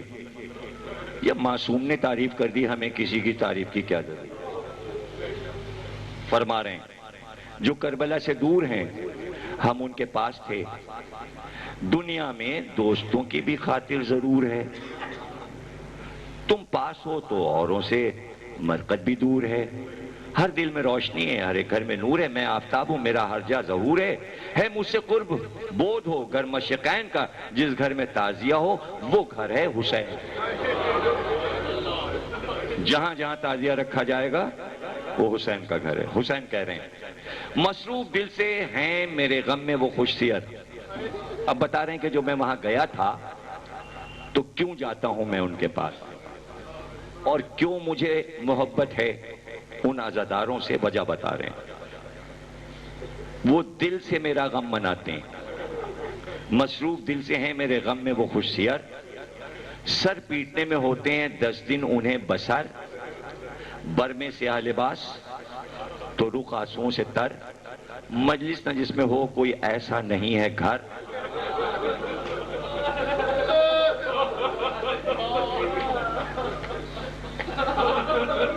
یہ تقریباً کوئی سمجھ لیجئے کہ 7-8 برس کی عمر سے گھر سے نکلنے لگے، اجازت مل گئی باہر جانے کی اور چلے۔ چاند ہوا، اب کسی ضرورت سے کہ بھئی گھر میں مجلس ہے، مثلاً نمک پارے لے آؤ، حلوائی کی دکان سے چلے۔ یہاں سے جیسے لسبیلا تک جانا ہے، چلے۔ گلیوں سے گزرتے ہوئے جیسے کھارادر کی گلیاں، جس گلی میں جا رہے ہیں، جس گلی میں جا رہے ہیں، جس گلی میں جا رہے ہیں، جس گلی میں جا رہے ہیں، جس گھر کے سامنے سے حسین حسین حسین حسین حسین حسین حسین، ادھر سے عورتیں، ادھر سے مرد، ادھر سے بچے۔ کوئی گلی ایسی نہیں تھی کہ پہلی محرم کے بعد میں گزر جاؤں اور ماں یا حسین کی آواز نہ آئے۔ کوئی بازار ایسا نہیں تھا جہاں تبرک نہ بک رہا ہو، جہاں اگربتیاں نہ بک رہی ہوں، جہاں بیلے کے پھول اور گلاب کے پھول نہ بک رہے ہوں۔ یہ ہے لکھنؤ۔ اور جب دن آ جائے پہلی محرم، صبح 6 بجے سے مجلس شروع، صبح کی نماز ختم ہوئی، پہلی مجلس ہوئی، 10 منٹ کے مسائل، کشمیری چائے، شیرمال۔ اب جو چلے، ایک مجلس، دوسری مجلس، تیسری مجلس، یہ ختم وہ شروع، یہ ختم وہ شروع، اور غول کے غول چل رہے ہیں، غول کے غول چل رہے ہیں۔ 10:30 بج گئے، دن کے 10:30 بج گئے، بڑی مجلس شروع، غفران ماپ کے امام باڑے کی، مولانا قلب حسین صاحب قبلہ، قلب صادق کے والد، ٹھیک 10:30 بجے ممبر پہ آ گئے، اور وہ اشتہام، وہ مجمع، وہ رش، امام باڑہ کھلا ہوا، زری سجی ہوئی، پھریرے لہرا رہے، پٹکے پنجے، شامیانے لگے ہوئے، چاروں طرف سبیلیں، گرمی کا عالم، پسینہ بہہ رہا ہے، نہ یہ بجلی کا انتظام، نہ ایسے لاؤڈ اسپیکر، اور وہ ممبر پہ، اور وہ کہہ رہے ہیں عزاداران حسین محرم کا چاند ہو گیا، اور رقت کا گل، ہزارہ عورتیں سیاہ پوش برقعے میں۔ ابھی وہ مجلس ختم ہوئی تھی، باہر نکلے، دوسرا امام باڑہ سامنے، امام باڑے کا نام جنت کی کھڑکی، جہاں 72 ممبر رکھے ہیں، گنتے گنتے تھک جائے آدمی، اتنے ممبر، جنت کی کھڑکی، مجلس ہوئی، وہاں سے نکلے آغا باقر کا امام باڑہ، جہاں معجزے کا عالم ہے کہ پنجے میں سے 2 شانے نکلے ہوئے، زمین سے پنجہ نکلا، قد آدم چھت تک کا پنجہ، بند، تالا پڑا ہوا، مراد آتی ہے جا کے کھلواؤ، مراد لو، اور اس کے بعد کو مراد آ گئی، کھول دو، تالا کھلتا ہے، زیارت ہوتی ہے۔ 25 بار آگ لگ چکی، لیکن علم پٹکے کبھی جلے نہیں، ویسے ہی کا ویسے امام باڑہ، وہی امام باڑہ جس میں مشہور شاعر انشا، سودا سب وہاں دفن ہے، اور طویل ترین زمین۔ وہاں سے نکلے، آگے بڑھے، ناظم مدرسے کی مجلس، محسن نواب صاحب قبلہ مجلس پڑھ رہے ہیں، 2 بجے مجلس شروع ہوئی، اور قیامت کا مجمع، مدرسے کی مجلس، کیا جوان، کیا بچے، ہر عمر کے لوگ بیٹھے ہوئے ہیں، مصائب ہو رہے ہیں، بچے سر پیٹ رہے ہیں۔ وہاں سے نکلے 4 بجے، قصر حسینی کی مجلس، میر انیس کا مرثیہ بھی پڑھا جا رہا ہے، نثر بھی ہو رہی ہے۔ وہاں سے نکلے، اب رات کا وقت آ گیا، اب رات کی مجلسیں شروع ہو رہی، راجہ صاحب محمود آباد کے یہاں کی مجلس، اقبال منزل۔ وہاں سے نکلے ڈپٹی محمد عظیم، بہت عظیم الشان امام باڑہ، کہ زری دیکھیں تو شیشے کی زری دیکھتے رہ جائیں، شیشے کے پٹکے، سونے کے پنجے، کروڑوں روپے جواہرات کے پنجے لگے ہوئے، یعنی اگر وہ تولا جائے سونا اور چاندی تو ہندوستان بک جائے اور قیمت نہ دے سکے، اور صدیوں کے بنے ہوئے، دیکھتے رہ جائیں، گنگا جمنی شامیانے، کیا زرییں، اور اس کے بعد پہلی محرم، اب زری اٹھے گی آصف الدولہ کی، 2 زری ہیں، ایک سبز ایک سرخ، کئی ہزار کا مجمع، پولیس کا انتظام، آرمی کا بینڈ، آگے آگے جلوس، سارے لوگ، کیا ہندو، کیا مسلمان، کیا سکھ، پورا شہر ٹوٹا ہوا ہے، اور جلوس جا رہا ہے۔ زری نکل گئی، اخباروں میں دوسرے دن خبر آ گئی، محرم شروع ہو گیا ہے، حسین ہمارے مہمان ہو گئے۔ یہ ہندو اخبار خبر لگا رہے ہیں، ہندوستان آ گئے،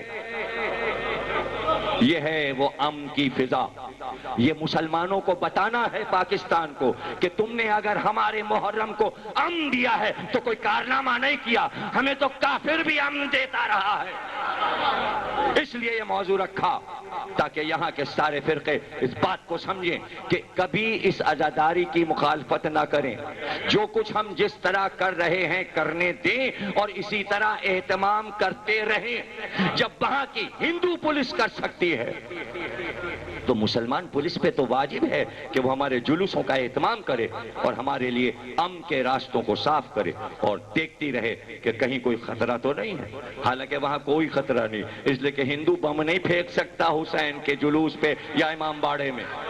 وہ گناہ سمجھتا ہے اس بات کو کہ یہ حسین داتا کا گھر ہے، اس لیے کہ یہ بیٹے دیتے ہیں، وہ جب جاتے ہیں تو بیٹا ہوتا ہے اور منت پڑھانے آتے ہیں۔ چھپ چھپ کے تو یہاں بھی بیٹے مانگ کے لے جاتے ہیں، جب نہیں ہوتے تو حسین کہہ رہے ہیں ہم اس لیے وہاں جاتے ہیں کہ وہ ہر وقت مصروف ہیں اور پورا شہر ماتم میں ہے، آداب تعزیت میں ہے مصروف، صبح و شام 100 طرح کا نظر میں کرتے ہیں اہتمام، لب پر کبھی درود تحیت کبھی سلام، حرمت زری کی ہے علم کا ہے احترام، رتبے میں تربتوں کو وہ قرا سمجھتے ہیں، ممبر کو اور زری کو ایما سمجھتے ہیں۔ یہ عقیدہ بیان کر رہے ہیں امام حسین۔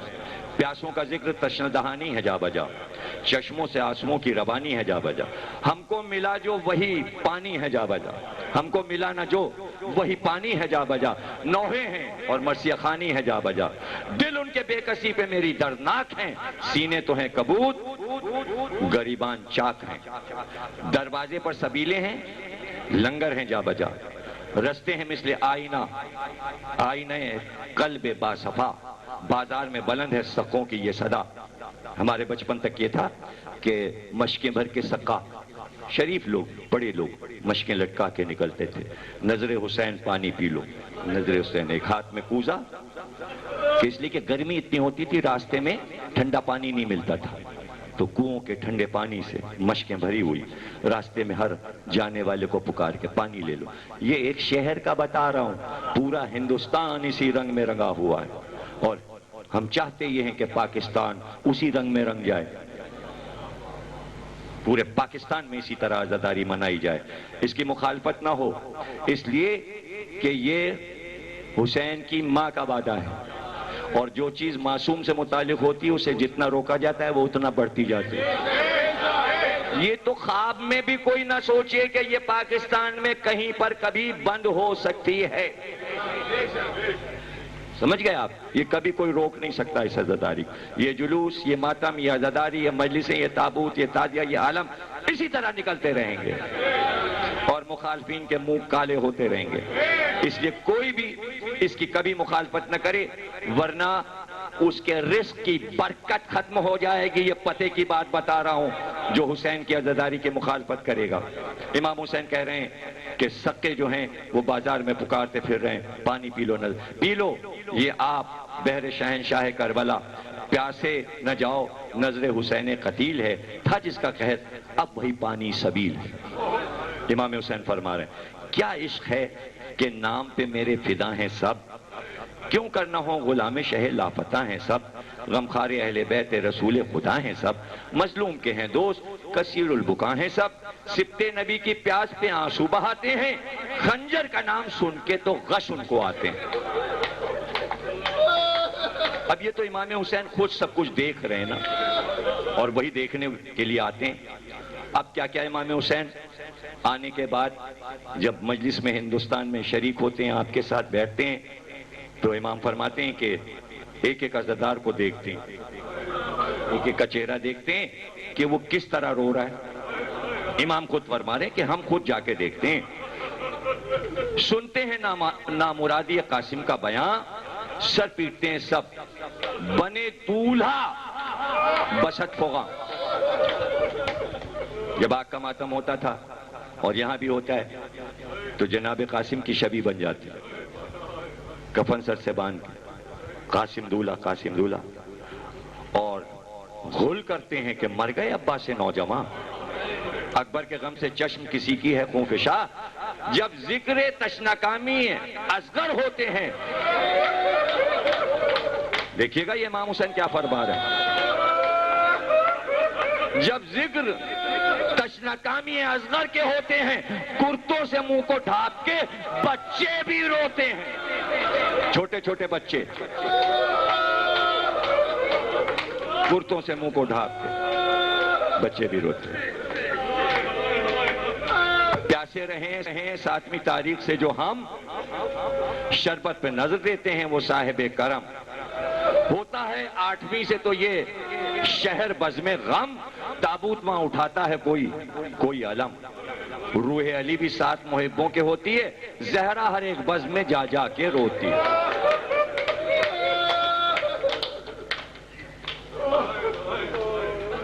پھر کیا کرتے ہیں وہ دلدل بنا کے لاتے ہیں وہ سب بچشمے تر، مجلس کے لوگ پیٹتے ہیں اٹھ کے اپنا سر، چھینٹے لہو کی زین پر اور تیر ادھر ادھر، ہرنے سے وہ لٹکتی ہوئی تیغ اور سپر، غش آتے ہیں کلیجوں پہ شمشیر پھرتی ہے، آنکھوں میں ذوالجناح کی تصویر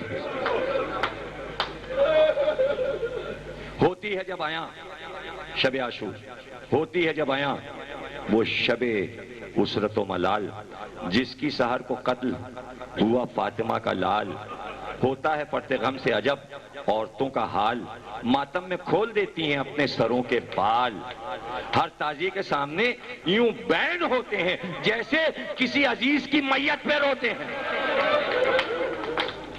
جیسے کسی عزیز کی میت پہ روتے ہیں،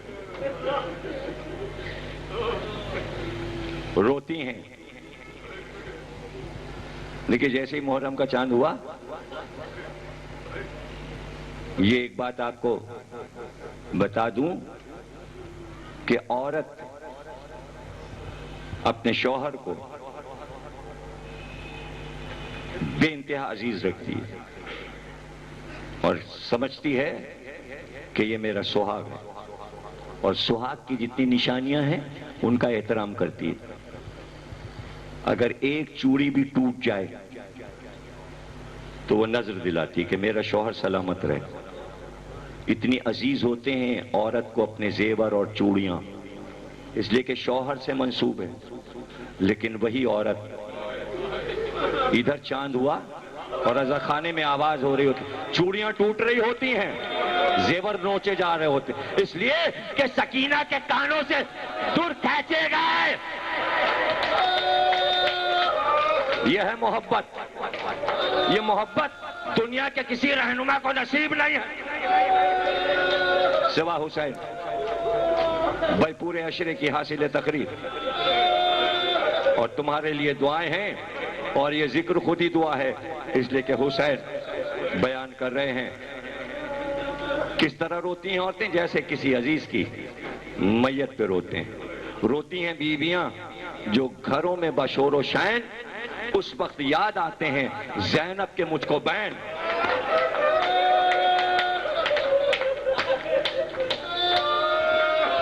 دیکھیں چھوٹی بچیاں بھی مجلس میں بیٹھ کے روتی ہیں، میرے نیز کہہ رہے ہیں، چلاتی ہیں جو لڑکیاں، ہائے ہائے میرے حسین، یاد آتی ہے سکینہ مجھے اپنی نور عین۔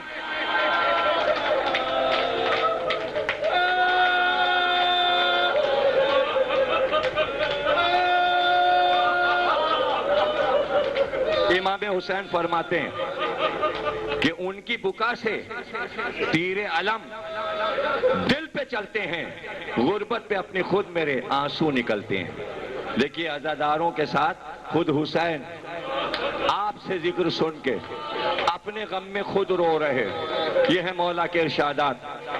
ختم ہو گئی روایت، یہ نجف کی کتاب میں یہ روایت لکھی ہے، میرے پاس موجود ہے، مقتل میں یہ روایت موجود ہے، انیس نے اسے نظم کیا، حوالہ میرے پاس ہے کہ حسین کس طرح اپنے عزاداروں کے ساتھ جا کے بیٹھ جاتے ہیں۔ اب دیکھیں یہاں انیس آخری بند میں کیا کہتے ہیں، کیوں شاہدی کے تازیہ دارو سنا یہ حال،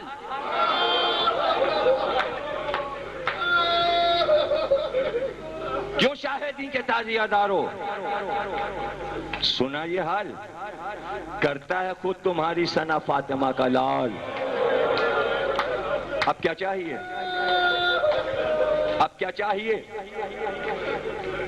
یارو مبارکباد دے رہے ہیں انیس، میر انیس عزاداروں کو مبارک۔ یارو زہ نصیب خوشا حشمت و جلال، کس مرتبہ خوشی ہیں شہنشاہ خوش خصال۔ اور جب حسین تم سے خوش ہیں تو انیس کیا کہتے ہیں؟ کہتے ہیں سجدہ کرو کہ نظریں تمہاری قبول ہیں۔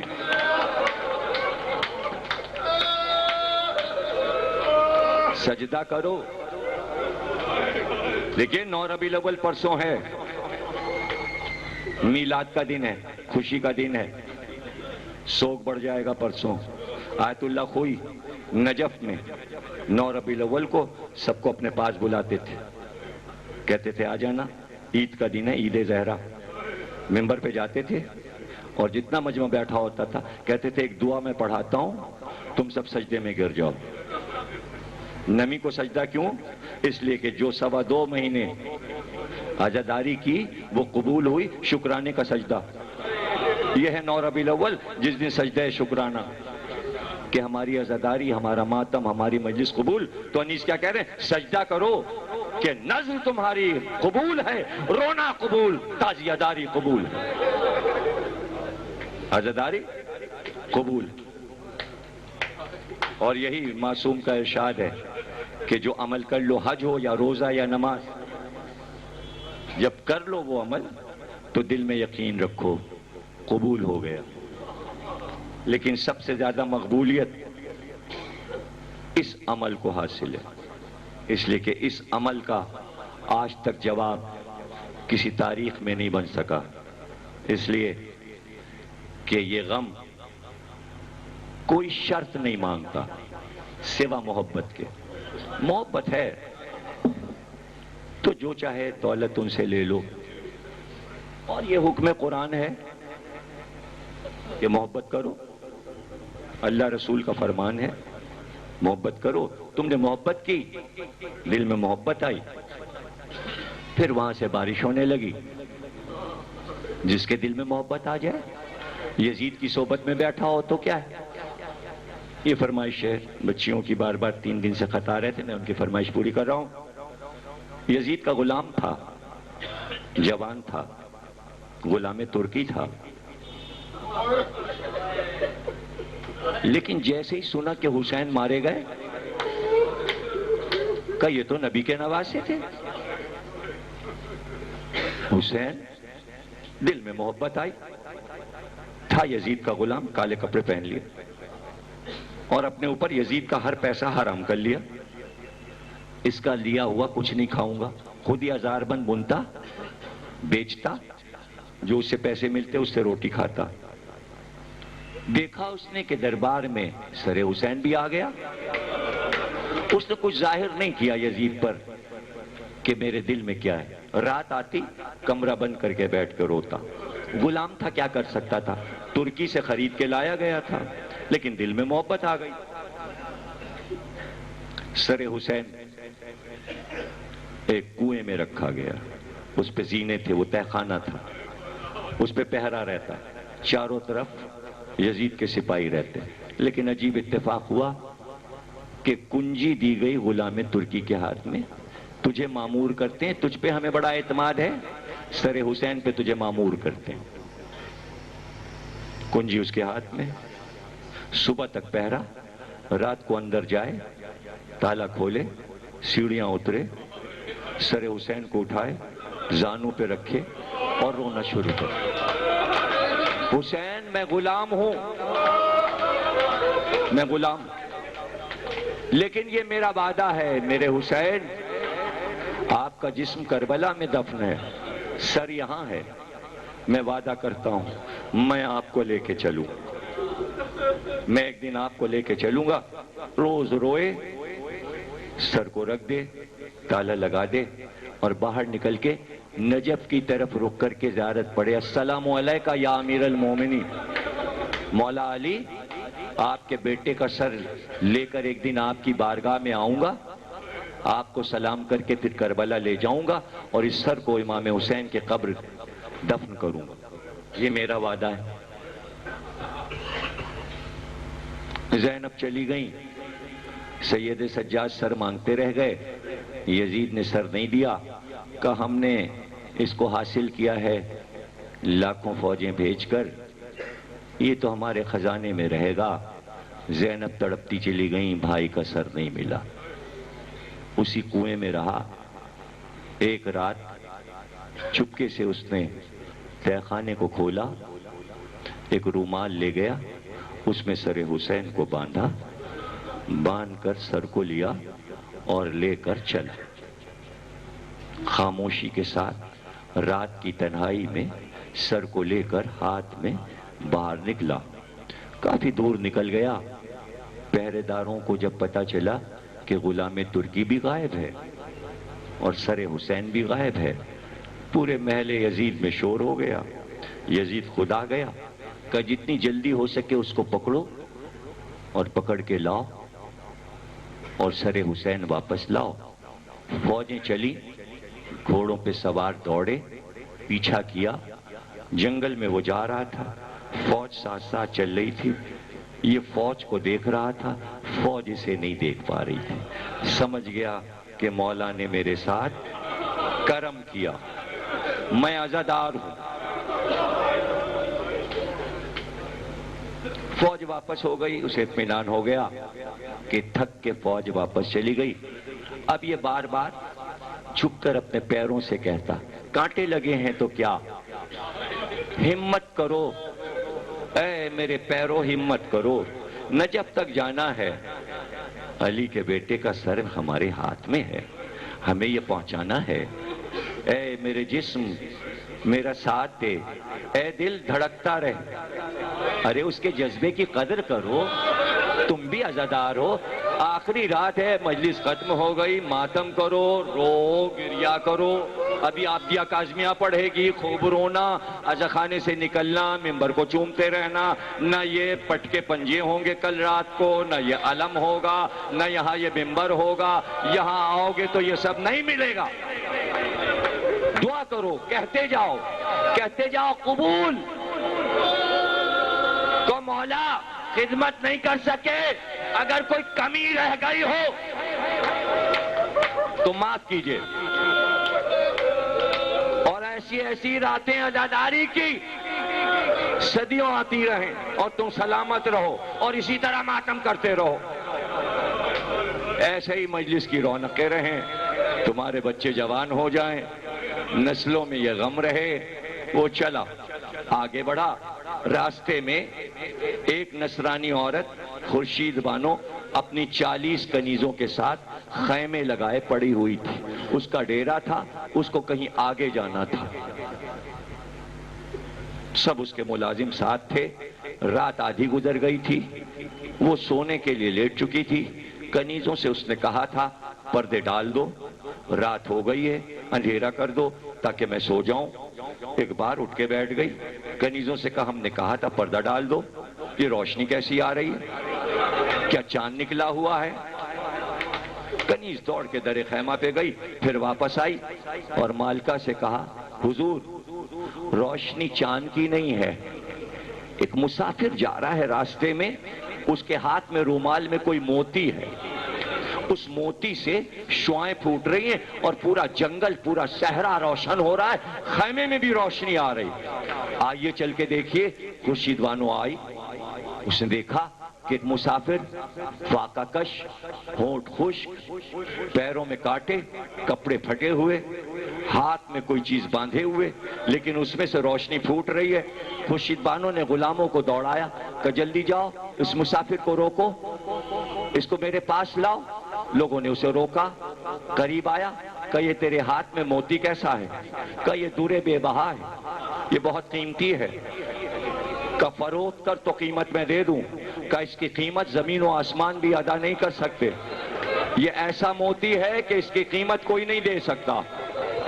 اب اسے اشتیاق ہوا اس نے کہا یہ سارے خیام، یہ ساری کنیزیں، یہ سارے غلام میں تیری خدمت میں دے دوں، صرف ایک بار رومال کھول کے دکھا دے تب بھی یہ ساری دولت لے جا، اس لیے کہ اتنا بڑا موتی میں نے نہیں دیکھا کہ جس میں سے روشنی نکلتی ہو۔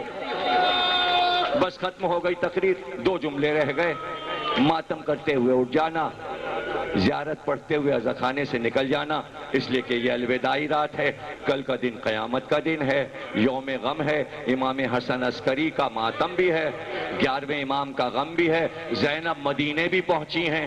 اب کل کا حال تو کل ہی کی تقریر میں انشاءاللہ سنائیں گے، بعد اذان جمعہ مجلس شروع ہو جائے گی، آپ حضرات تشریف لائیے گا نظم و ضبط کے ساتھ، جلوس میں چلنا ہے، خاموش جلوس ہے، اس میں نعرے نہیں لگتے، اس لیے کہ زینب کا جلوس ہے جو روتی ہوئی مدینے میں داخل ہوئی ہے، اس دن مدینے میں نعرے نہیں لگے تھے، پورا مدینہ رو رہا تھا کہ اجڑا ہوا قافلہ آیا ہے۔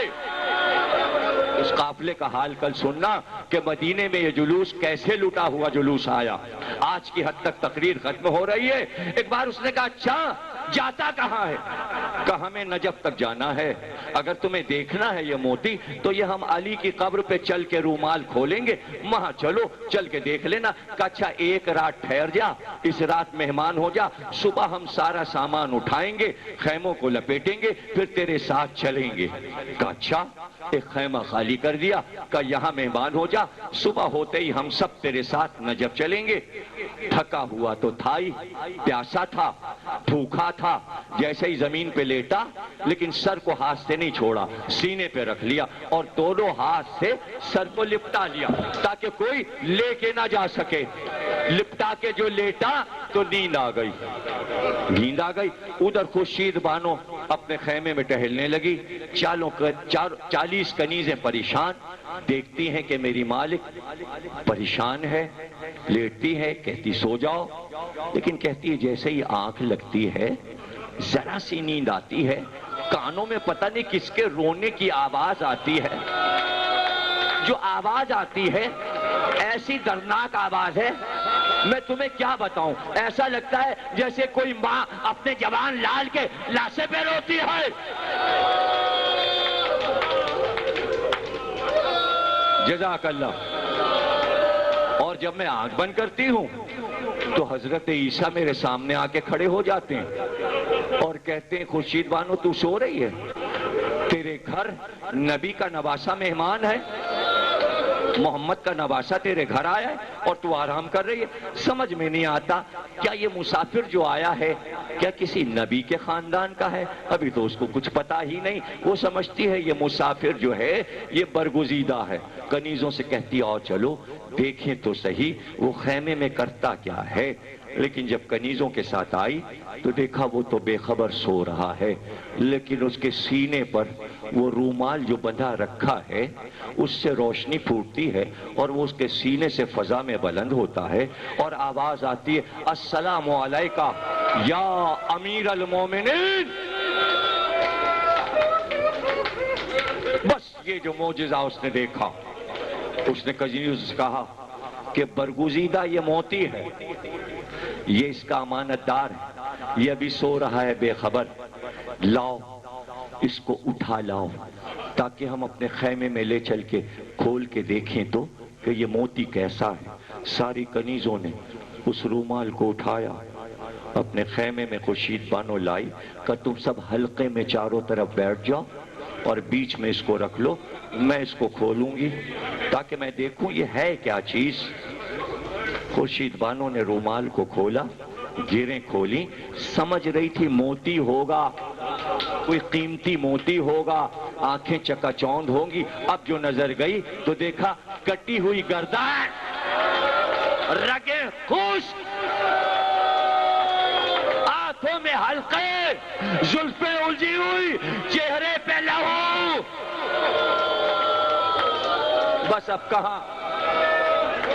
کہاں مجھ میں پڑھنے کا دم رہا بھائی۔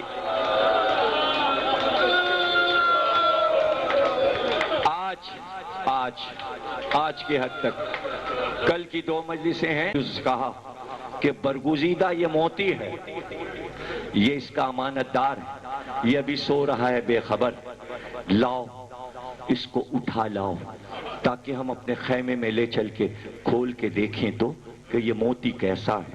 ساری کنیزوں نے اس رومال کو اٹھایا، اپنے خیمے میں خورشید بانو لائی کہ تم سب حلقے میں چاروں طرف بیٹھ جاؤ اور بیچ میں اس کو رکھ لو، میں اس کو کھولوں گی تاکہ میں دیکھوں یہ ہے کیا چیز۔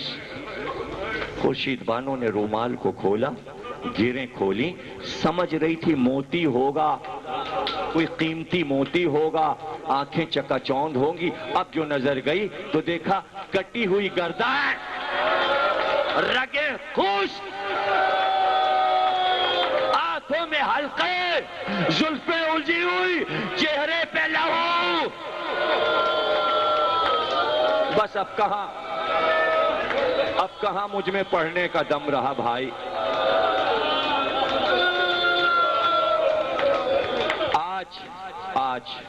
آج کے حد تک کل کی 2 مجلسیں ہیں، ابھی یہاں کے بعد پڑھنا ہے، وہ ملا کے یعنی 3 مجلسیں میری رہ گئیں، 3 کو چھوڑ کے 250 مجلسیں پہلی محرم سے اب تک پڑھ چکا۔ کہاں مجھ میں دم ہے اب کہاں مجھ میں دم ہے؟ 2 ہی 4 جملے ہیں۔ ہاں اگر تم میں دم ہے تو رو لو، ہم میں تو اب دم نہیں رہا، ہم تو تھک چکے بھائی، ہم تو تھک چکے۔ اور میرے عزیزارو، بھائیو، اگر حسین کو الوداع کہنا چاہتے ہو تو میرے 2 جملے ادا ہونے سے پہلے تھوڑی سی ہمت کرو، شرم کو ختم کرو اور ہاتھ کو سینے پہ مارو۔ نہیں، سب لوگ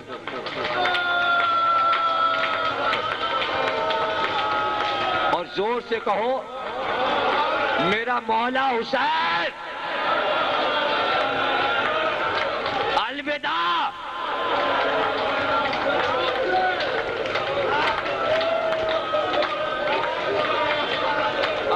آخر تک باہر تک ہاتھ مت باندھو، جس کے ہاتھ آج بندھے رہیں گے محشر میں ہاتھ بندھے مجرم آؤ گے۔ ہاتھ کھولو، ہاتھ کھولو۔ دیکھو کیسی آواز آ رہی ہے، دیکھو کیسی آواز آ رہی ہے۔ فاطمہ زہرا بال کھولے آئی ہے۔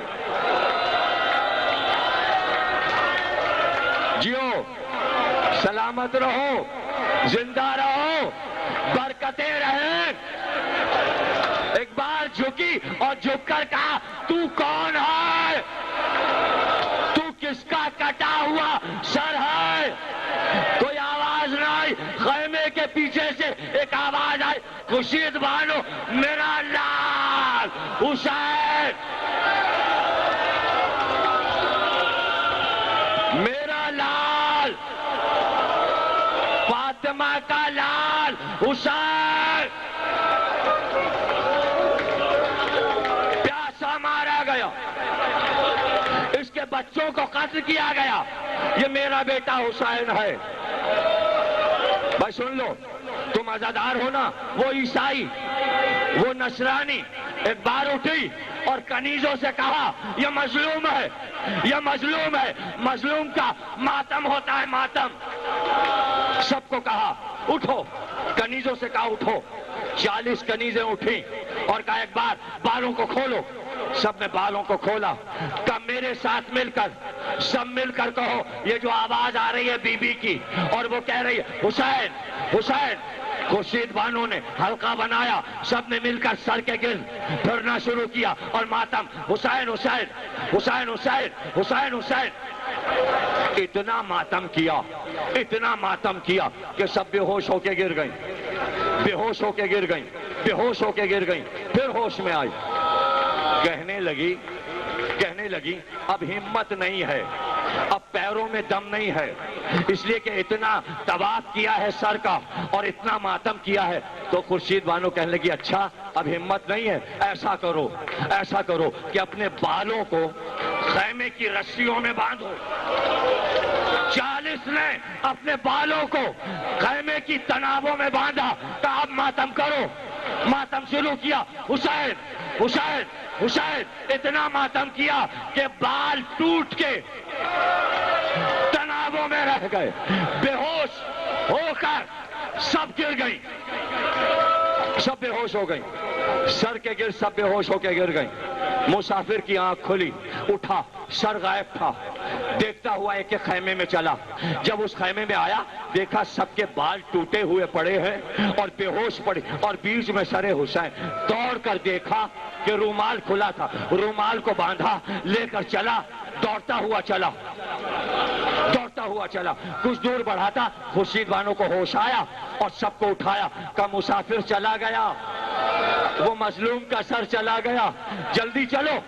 بال تو سب کے اجڑے تھے، ننگے پیر، سب دوڑتے ہوئے صحرا میں چلے کہ مسافر کا پیچھا، لیکن اب جو چلی، غلام چلے، کنیز چلے، تو راستے میں یہ دیکھا بڑا ازدحام ہے اور آواز آ رہی ہے، آواز آ رہی ہے، ہٹو ہٹو، ادب کرو، آدم آ رہے ہیں، نوح آ رہے ہیں، موسیٰ آ رہے ہیں، ابراہیم آ رہے ہیں، انبیاء آ رہے ہیں۔ خورشید بانو نے دیکھا روشنی پھیلی ہے، آدم، نوح، ابراہیم، موسیٰ، عیسیٰ سب سر کے پیچھے ماتم کرتے ہوئے، ارے حسین مظلوم، حسین مظلوم، حسین مظلوم۔ انبیاء چلے، انبیاء کے پیچھے فرشتے چلے، اوصیاء چلے، اولیاء چلے، اور ایک بار آسمان سے ندا آئی، ایک ندا آئی، حسین کا جنازہ نہیں اٹھا، حسین کا جنازہ نہیں اٹھا، اس لیے سر کے ساتھ آسمانوں زمین کی مخلوق روتی ہوئی نجف تک جائے، پورا جلوس نجف کے دروازے پہ پہنچا، نجف کا دروازہ کھلا، ایک بزرگ باہر آئے، آواز آئی، میں علی ہوں، میرے بچے کا سر لاؤ، حسین کا سر لاؤ، اور علی کہہ رہے تھے حسین حسین۔ ایک بار ایک اور آواز آئی کہ حسین تیرا نانا آ گیا، پھر ایک آواز آئی حسین تیری ماں فاطمہ بال بکھرائے، میرے حسین، یہ زینب، یہ ام کلثوم، یہ رباب، یہ ام لیلا، الوداع الوداع الوداع الوداع۔